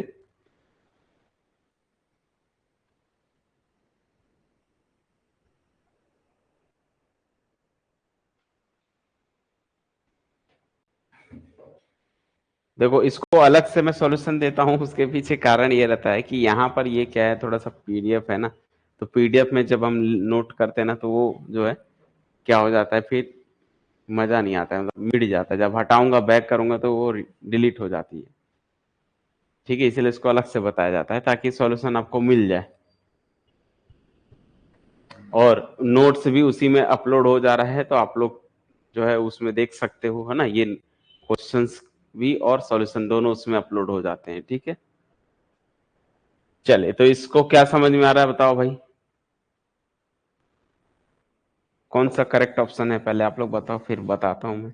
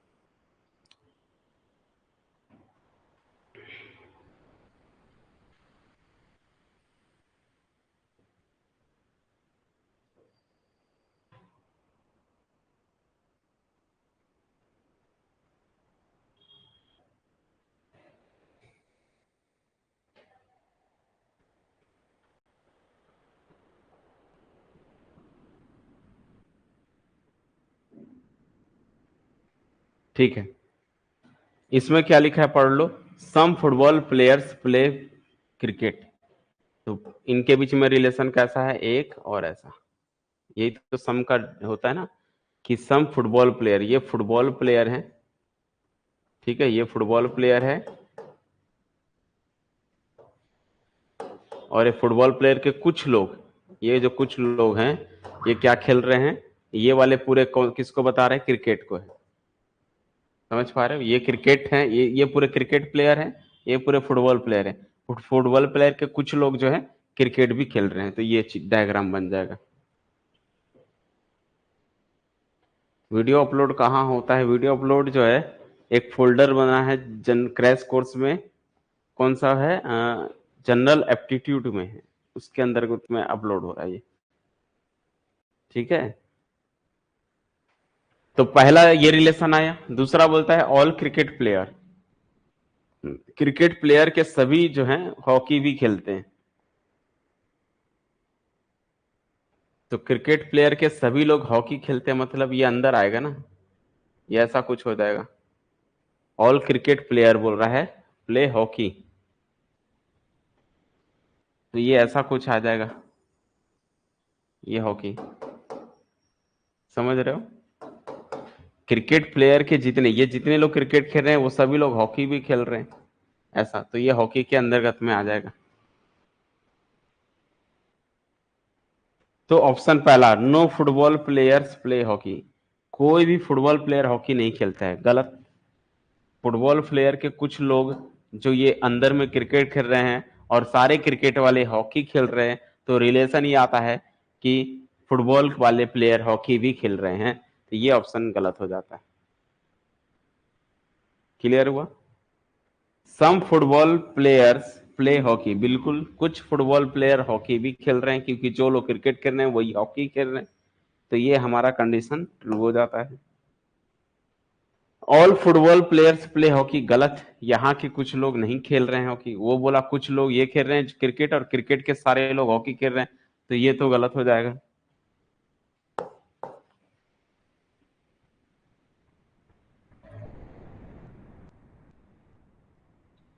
और ऑल हॉकी प्लेयर्स जो हैं फुटबॉल खेलते हैं, बोलता है all hockey player, all hockey player तो नहीं खेल सकते, क्योंकि यहाँ के कुछ लोग जो है इसमें नहीं है, तो ऑल हॉकी प्लेयर्स, ये वाला भी रॉन्ग हो गया। बोलो क्लियर हुआ, समझ में आ गया कि कौन सा इसका करेक्ट आंसर है। बी ऑप्शन करेक्ट है, option number B is correct.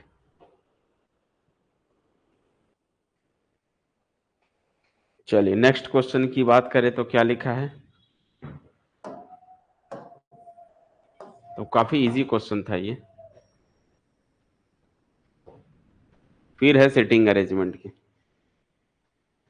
तो मैंने आपको बताया ना, इस आज की क्लास में जो पढ़ रहे हैं वो कौन सा लॉजिकल वाला पढ़ रहे हैं, एनालिटिकल एप्टीट्यूड पढ़ रहे हैं। एनालिटिकल एप्टीट्यूड में ये सब है, और एक है स्पेशल एप्टीट्यूड, जिसमें जो है आपका पूरा पेपर से रिलेटेड आएगा, ट्रांसफॉर्मेशन आएगा, रोटेशन आएगा, वो सब जो है उसमें डिस्कस करेंगे। ठीक है, अभी जो क्वेश्चन पढ़ रहे हैं ये पूरा जो है सिटिंग अरेंजमेंट हो गया, नंबर लेटर हो गया, लॉजिकल हो गया, है ना। तो इस टाइप के क्वेश्चंस यहाँ पर हैं, स्टेटमेंट वाले क्वेश्चन हैं, इन सभी को यहाँ पर कवर कर रहे हैं। तो दो हिस्से में रीजनिंग को बांट दिया गया, सीधा सीधा लॉजिक समझ लो कि रीजनिंग के दो कैटेगरीज हैं, एक न्यूमेरिकल रीजनिंग वाले आते हैं, ठीक है, और एक जो बनता है आपका डायग्राम, जो 2D 3D फ्लॉट वाले डायग्राम होते हैं, उनको रोटेशन कराना, घुमाना फिराना, इस टाइप के जो होंगे वो उसमें आ जाएगा। ठीक है, चलिए इस क्वेश्चन में आगे बढ़ते हैं। क्या बोल रहा है कि P Q R S T U V and W are seated around a circular table, same question है। फर्स्ट बोलता है कि S is seated opposite to W, S जो है अपोजिट है डब्ल्यू के में बैठा है। यू जो बोलता है जो है second place to the right of R, R के राइट साइड में बैठा है। और टी जो है is seated at the third place to the left of R. और V is neighbour of S, neighbour का मतलब पड़ोसी होता है, जस्ट आजू बाजू में। तो ऑप्शन पूछ रहा है which of the following must be true, कौन सा करेक्ट होगा इसमें से। तो P is neighbour of R, कि Q is neighbour of R, P is not seated opposite to Q, R is the left neighbour of S. तो थोड़ा सा जल्दी इसको ट्राई कीजिए, फिर बताइए क्या आएगा इसका आंसर।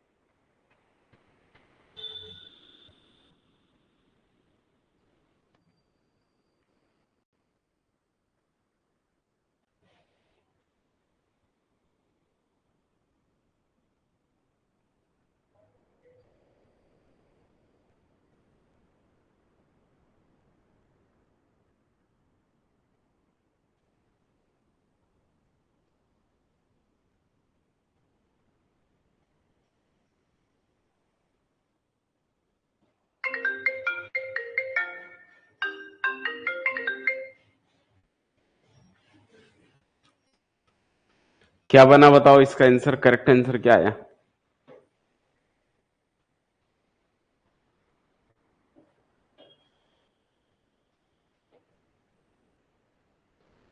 कौन सा ऑप्शन बोल रहे हो, बी या सी? चलिए देखते हैं बी सही है कि सी सही है, कौन है। ठीक है, तो सबसे पहले इसके हिसाब से अपने को क्या बनाना पड़ेगा, एक टेबल, सर्कुलर टेबल बनाना पड़ेगा जिसमें 1 2 3 4 5 6 7 8 लोग को बैठाना पड़ेगा। ठीक है, ओके। तो 8 पर्सन को यहां पर हमें अरेंजमेंट करनी है। तो बताओ भाई क्या आएगा?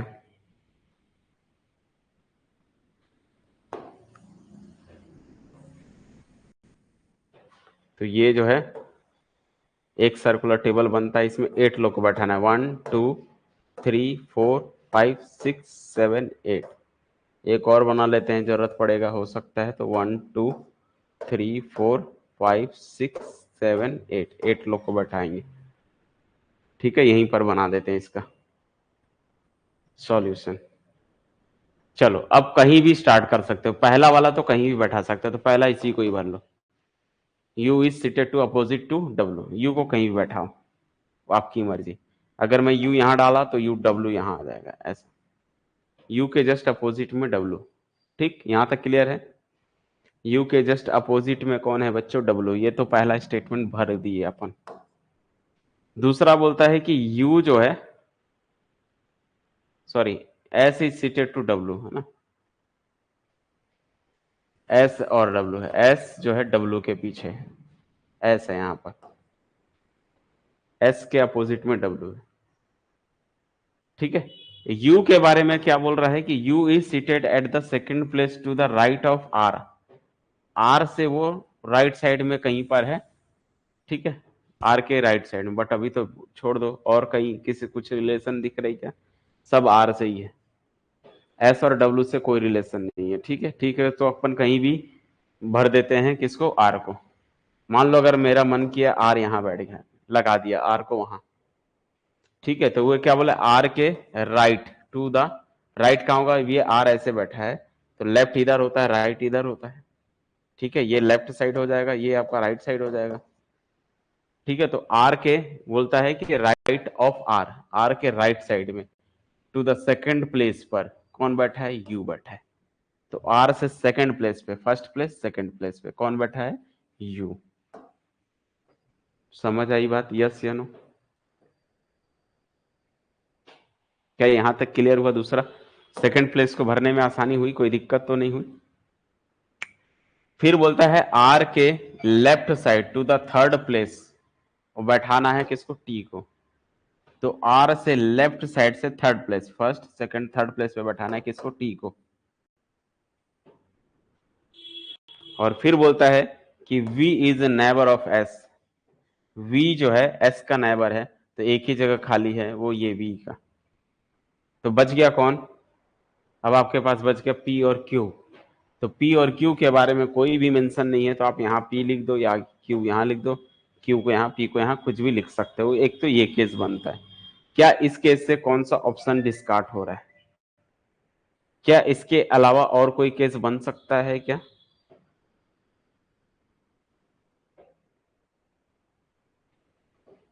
तो ट्राई करके देखो, और कोई केस बन पा रहा है क्या? जैसे इसमें क्या बोलता है,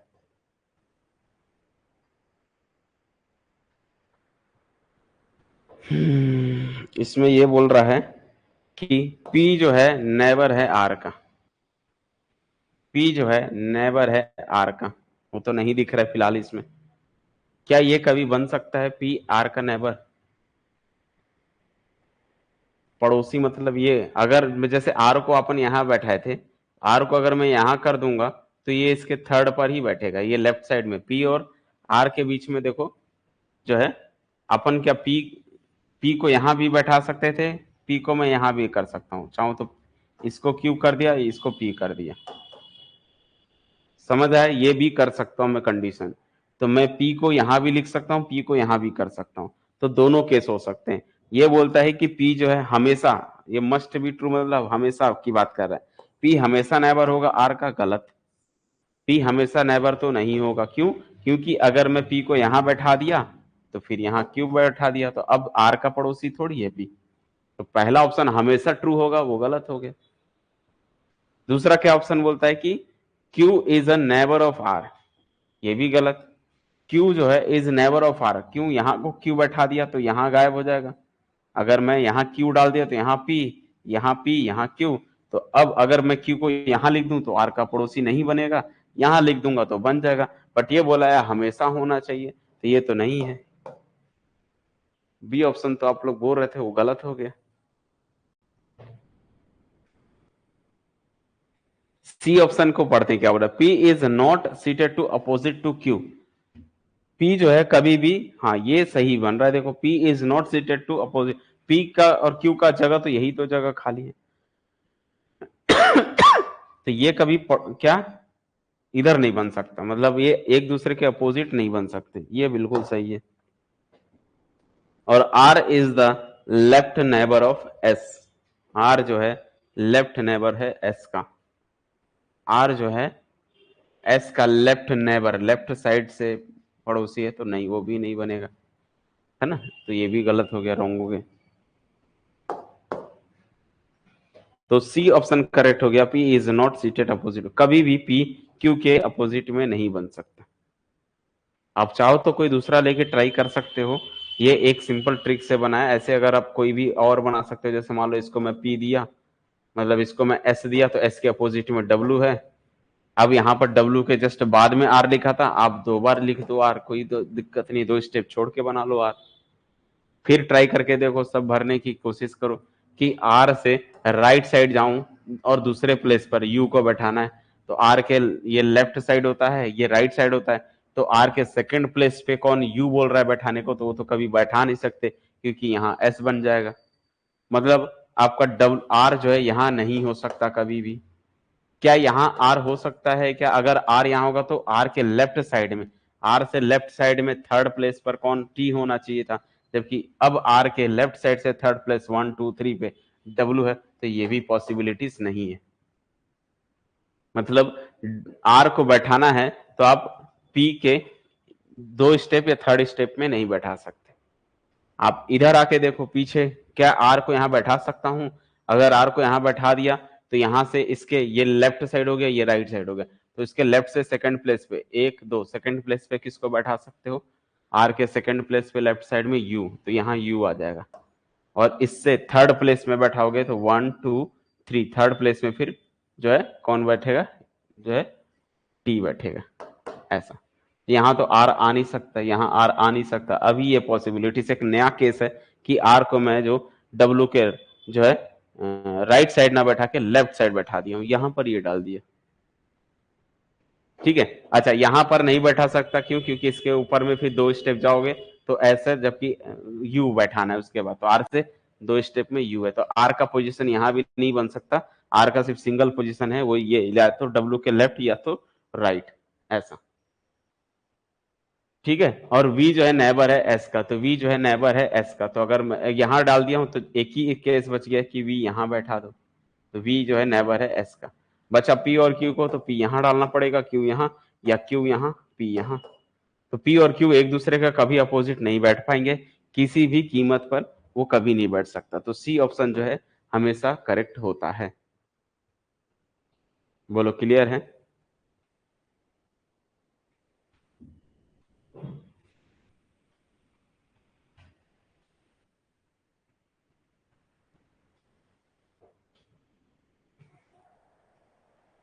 क्या सभी बच्चों को ये क्लियर हुआ।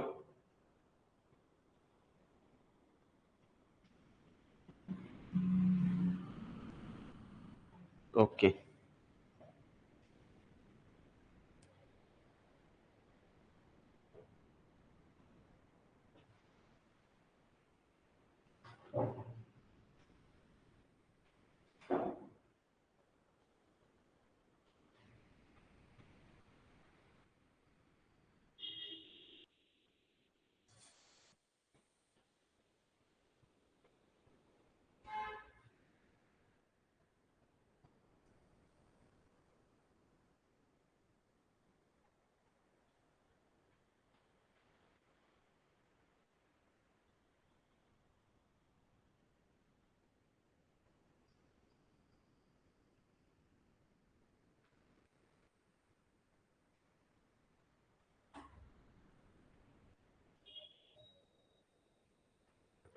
चलिए आगे बढ़ते हैं नेक्स्ट क्वेश्चन, और नेक्स्ट क्वेश्चन को जरा रीड करिए क्या बोल रहा है।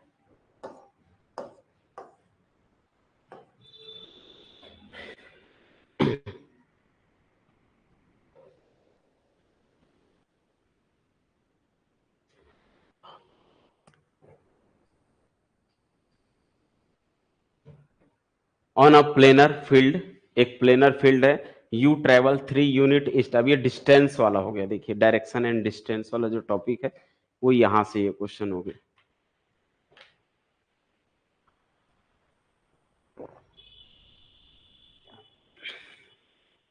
ठीक है, और दोनों के केस में जो भी बनेगा पी और क्यू कभी एक दूसरे के अपोजिट नहीं आ सकते, इसलिए वही ऑप्शन को आपको क्या करना है, टिक करना है। ठीक है,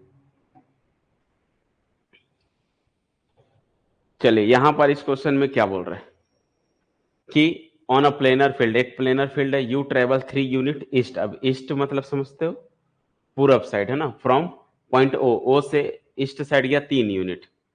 फिर बोलता है कि next you travel 4 unit south to arrive at P, P तक पहुंचते, then you travel from P in the north east direction such that you arrive at point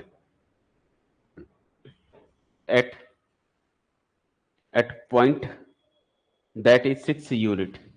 ऐसे पॉइंट पर पहुंचते हैं जो 6 यूनिट ईस्ट से है, ठीक है, फ्रॉम पॉइंट ओ से।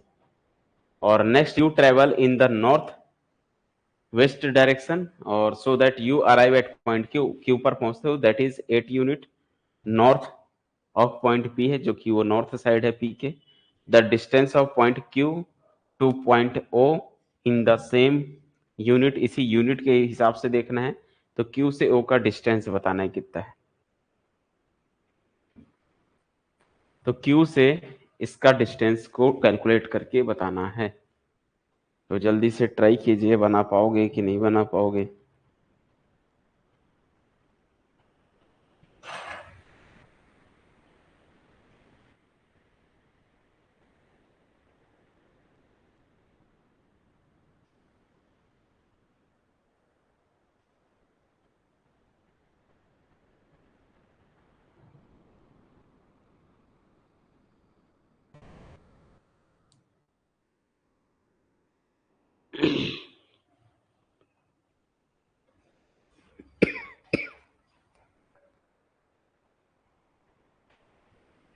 चलिए इसी में ग्राफ बनाने की कोशिश करते हैं, ठीक है, क्या होगा इसका ग्राफ। और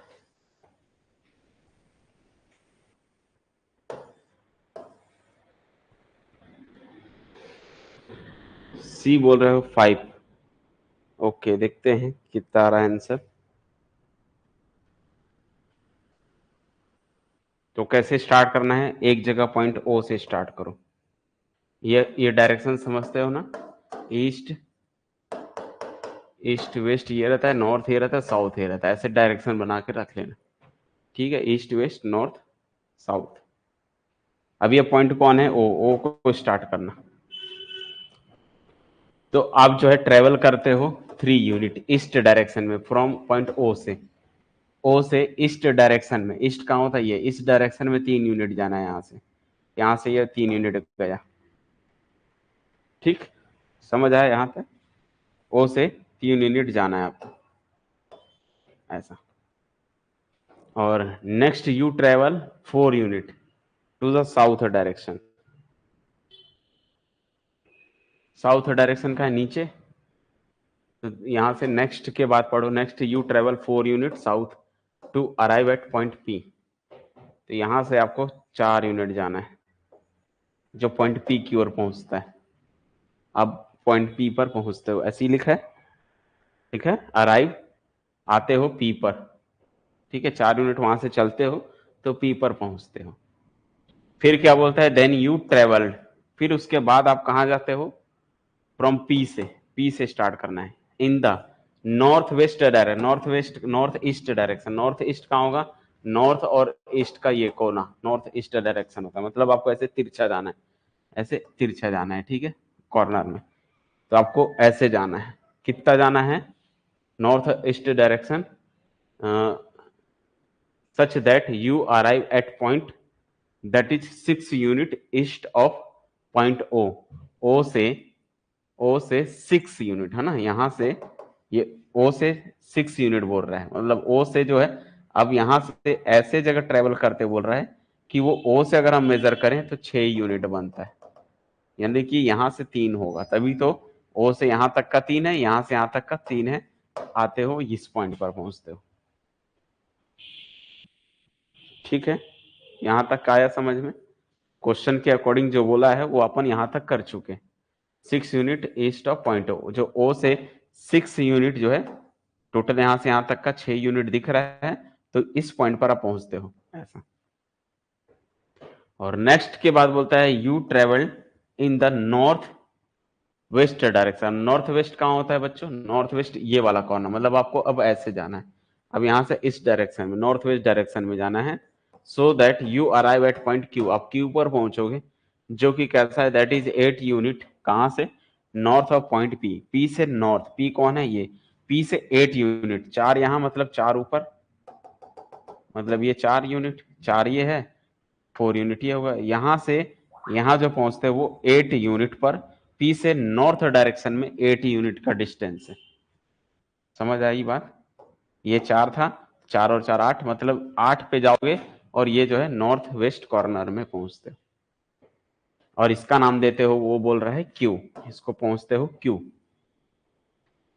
और नेक्स्ट बोलता है कि the distance of point Q से पॉइंट ओ तक का, क्यू से पॉइंट ओ तक का आपको डिस्टेंस बताना है, ये वाली लाइन का डिस्टेंस बताना है।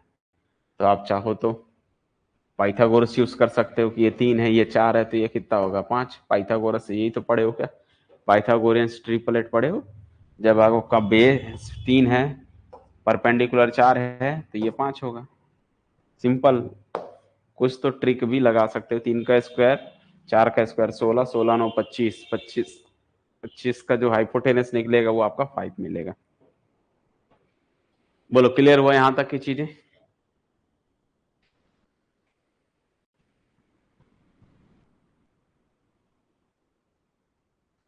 बोलो क्लियर है, यस या नो?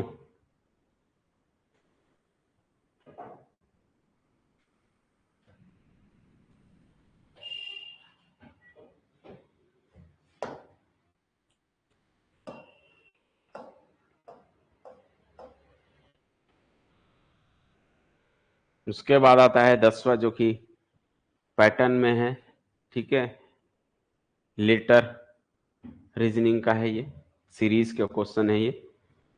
तो आपको इसमें बताना है कि मिसिंग वर्ड क्या आएगा, बी है, एफ है, एच है, नेक्स्ट जो है आपको बताना है इसमें क्या आएगा।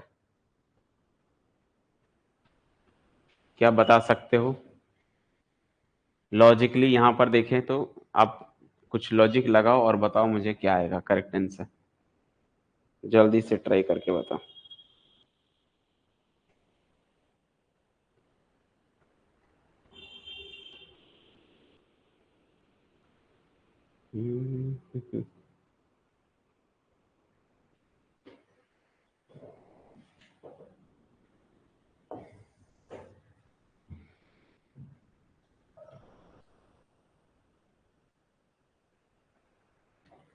सी option, TV X Z, okay.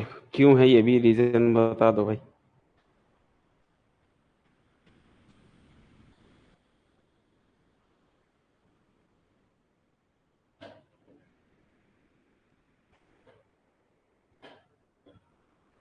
मतलब दिख रहा है इसमें तो ये तो बहुत इजी क्वेश्चन हो गया। ठीक है,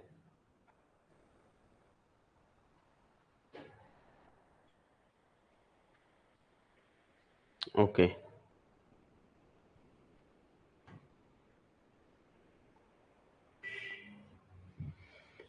ठीक है। और कोई बच्चे बताओ भाई। गैप 2 का है, ओके। चलिए, तो यहां पर देखो लॉजिक हो रहा है 1 2 3, मतलब यहां जो आएंगे वो 4 आएंगे, सभी 4 है, ठीक है पहला। दूसरा जो है एफ और एच के बीच में देखो क्या है, जैसे अगर हम बात करेंगे एफ के बाद जी छूट रहा है, फिर एच आ रहा है, मतलब बीच में एक गैप हो रहा है, एक छोड़ रहे हैं, स्किप कर रहे हैं, ठीक है।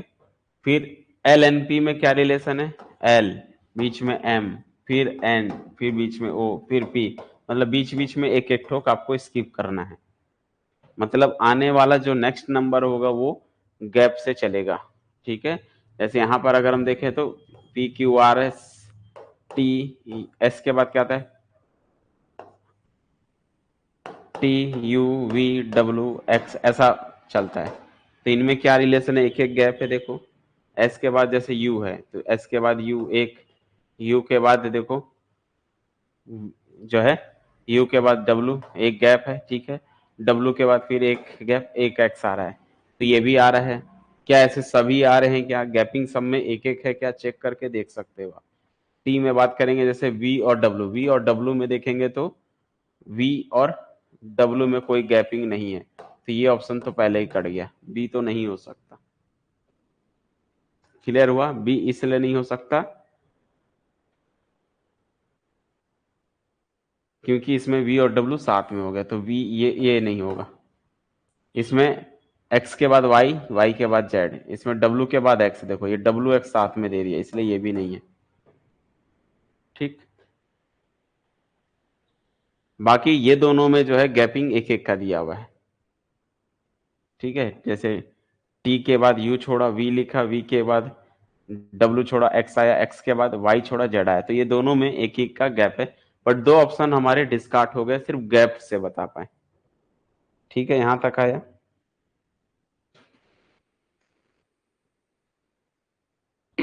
उसके बाद अब आपको ये देखना है कि अब स्टार्टिंग का कौन है, तभी आपको पता चलेगा कि कौन सा लेना है। तो जैसे बी एफ एल में रिलेशन देखना पड़ेगा आपको कि भाई बी के बाद एफ गए हैं, तो बी सी डी ई तीन ठोक छोड़ रहे हैं, तो फिर एफ आ रहा है। मतलब एफ के बाद चेक करते हैं जी एच आई जे। ठीक है, एच के बाद देखना है, लास्ट वाला नंबर कौन है, एच, एच के बाद देखेंगे। तो एच के बाद आई जे के, तीन तक छूट रहा है, तब एल से स्टार्ट हो रहा है। मतलब कि जो इसका जो नंबर है इसके बाद इसमें बीच में अगर गैपिंग देखेंगे तो चार का है, या तीन ठोक अपने को स्किप करना है, तीन ठोक स्किप करने के बाद फोर्थ प्लेस पे एफ आ रहा है। इनके बीच में भी फिर प्लस चार, मतलब इसके भी बीच में पी के बाद से पी के बाद से स्टार्ट करना है, तीन स्टेप छोड़ के, पी के बाद क्यू आर एस छोड़ना है, टी से स्टार्ट करना है। ठीक है, तो ऑप्शन नंबर सी जो है करेक्ट हो जाता है, फर्स्ट ऑप्शन रॉन्ग हो जाता है। क्लियर हुआ, यस या नो?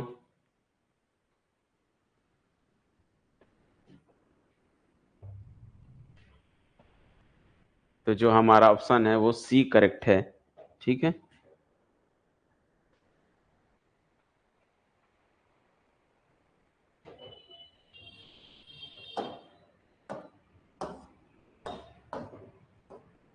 चलिए ये जो है मैंने बताया था आप लोगों को कि प्रीवियस 10 सालों में एक क्वेश्चन आया था रिलेशन के बेस पे। ठीक है, ब्लड रिलेशन से, वो ये है क्वेश्चन। इतने सालों में मात्र एक क्वेश्चन जो है ब्लड रिलेशन से क्वेश्चन पूछा है।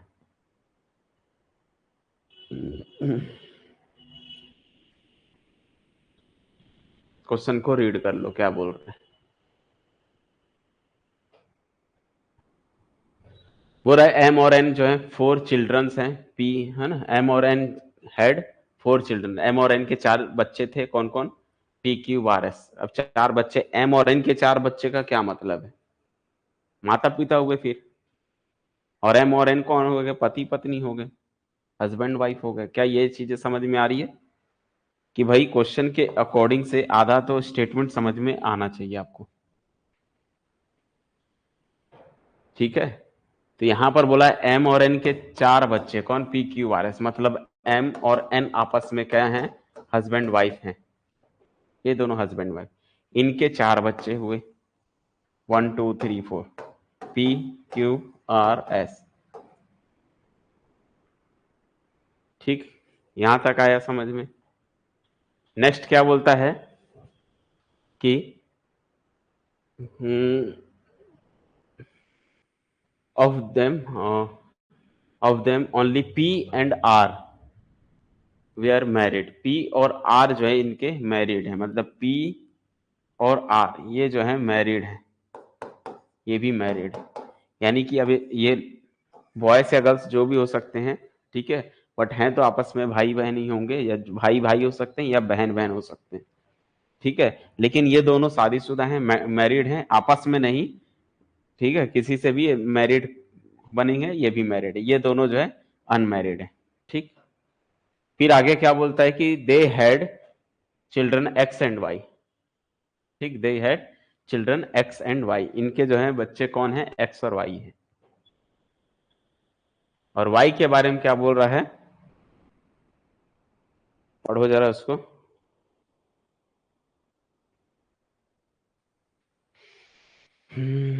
तो यहां पर बोला है कि they had children X and Y respectively. Respectively का मतलब होता है किसी एक के, तो मान लो इसके एक्स हैं, इसका एक बच्चा कौन है, वाई है, ऐसा, ठीक। आधा स्टेटमेंट बढ़ते हैं, आगे बढ़ते हैं। इफ वाई के बारे में क्या बोलता है, वाई इज अ लेजिमीटे, क्या है, लेजिस्मेट चाइल्ड ऑफ डब्लू, और विच, बस इतना ही दिया हुआ है। वाई के बारे में बता दिया है कि वो जो है लेजिस्मेट चाइल्ड है डब्लू का। डब्लू बोले तो इसमें डब्लू कौन है, कितने हैं, पी क्यू आर एस,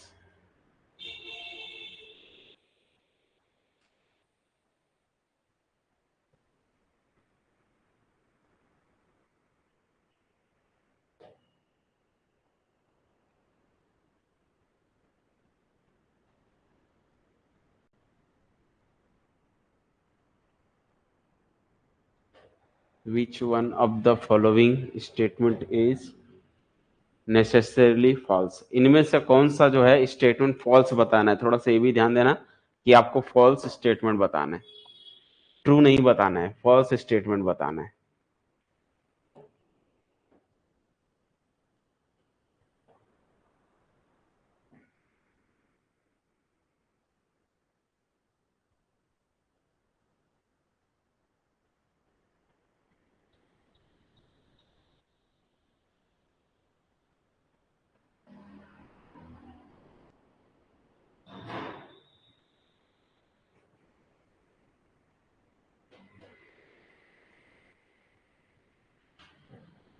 ठीक है, तो क्या रिलेशन यहां से समझ में आ रहा है, बताओ।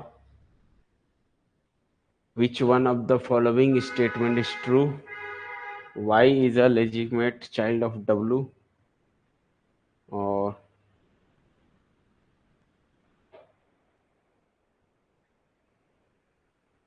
तो ऑप्शन क्या है, पढ़ते हैं ऑप्शन के बारे में। बोल रहा है R is the father of W Y, R is the father of Y, क्या आर जो है, क्या आर आर जो है वाई का फादर है, पूछ रहा है, पहला ऑप्शन,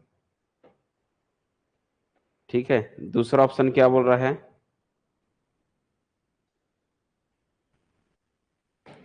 और एक चीज और, यहां पर जो डब्लू है ना, मेंशन करना पड़ेगा डब्लू क्या है। तो हमारे पास तो यहाँ चार ही है, लेकिन ये डब्लू जो एक्स्ट्रा है ना, वो डब्लू को क्या लेना पड़ेगा, वो घुमा के लिख दिया क्वेश्चन, यहां पर पढ़ लो थोड़ा सा। If Y is a legitimate child of W का मीनिंग होता है, जैसे बोलते हैं ना अपन, रियल, है ना, तो रियल चाइल्ड मीन्स मतलब उसका, तो एक्चुअली में वो डब्लू का बोल रहा है, मतलब यही डब्लू है, आर को ही दूसरा नाम बोल दिया डब्लू, ऐसा, जैसे बोलते हैं ना लीगल वाला टाइप का, मतलब सही तरीके से, वो उसकी बात कर रहा है, ठीक है, किसका, डब्लू का। तो मतलब वाई जो है डब्लू, और डब्लू ही कौन है, आर है, ऐसा, ठीक है। तो फर्स्ट ऑप्शन क्या बोल रहा है इसमें,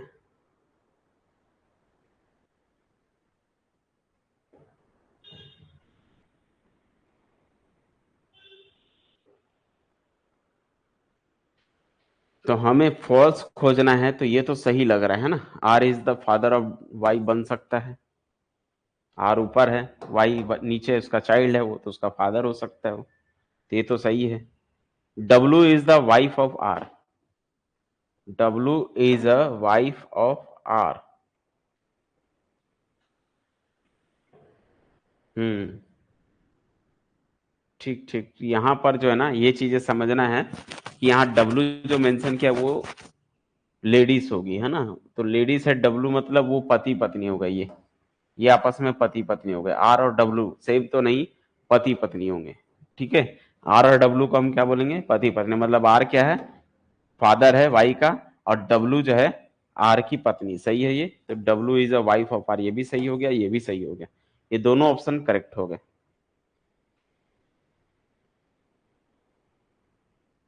हम्म, ठीक है। नेक्स्ट क्या बोलता है, एम के बारे में क्या बोलता है, M is the grandmother of Y.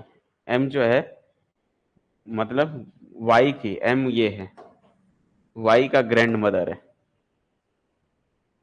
और डब्लू क्या है, is the wife of P. W is a wife of P. ये तो गलत कौन सा है, तो डी ऑप्शन गलत होना चाहिए ना इसमें, ये गलत है। मतलब अभी हमें सेलेक्ट करना है इसको, मतलब ये वाला रॉन्ग में आता है। तो डब्लू जो है पी की नहीं, आर की वाइफ है, तो हमें गलत स्टेटमेंट चूज करनी है, वो डी। तो डी ऑप्शन के हिसाब से अभी हमारा करेक्ट। फॉल्स बोला है तो ट्रू ट्रू को कट करना पड़ेगा, ये ट्रू ट्रू ट्रू है, ये कट करना पड़ेगा, मतलब ये सेलेक्ट करनी पड़ेगी। एम तो सही है, ग्रैंड मदर ही है एम वाई की, वो तो करेक्ट है ना। क्लियर है, यहां तक की चीजें बताओ। क्योंकि डब्लू के बारे में क्या बोला, डब्लू जो है आर की वो वाइफ है ना, डब्लू पी की नहीं है, आर की। तो उस हिसाब से जो है ये बोला W is the wife of P, ये गलत है, तो हमें गलत रॉन्ग स्टेटमेंट चूज करनी है, वो ये आएगा। क्लियर है, बोलो क्लियर हुआ, यस या नो, जल्दी बताओ भाई। चलिए ठीक है, तो फिर ये हो गया। अब कुछ क्वेश्चन बचे हैं, उन क्वेश्चन को आपको ट्राई करना है फाइनली। फिर से दो क्वेश्चंस होंगे, ठीक है। ये डिस्टेंस बिटवीन ट्रेवल वाला है, एक ये क्वेश्चन है, इसको आपको ट्राई करना है होमवर्क के तौर पे, ठीक है। बाकी जो बचेंगे लास्ट में उसको फिर करेंगे, जो जो क्वेश्चन लगता है नहीं हुए हैं उन सभी को, ठीक है।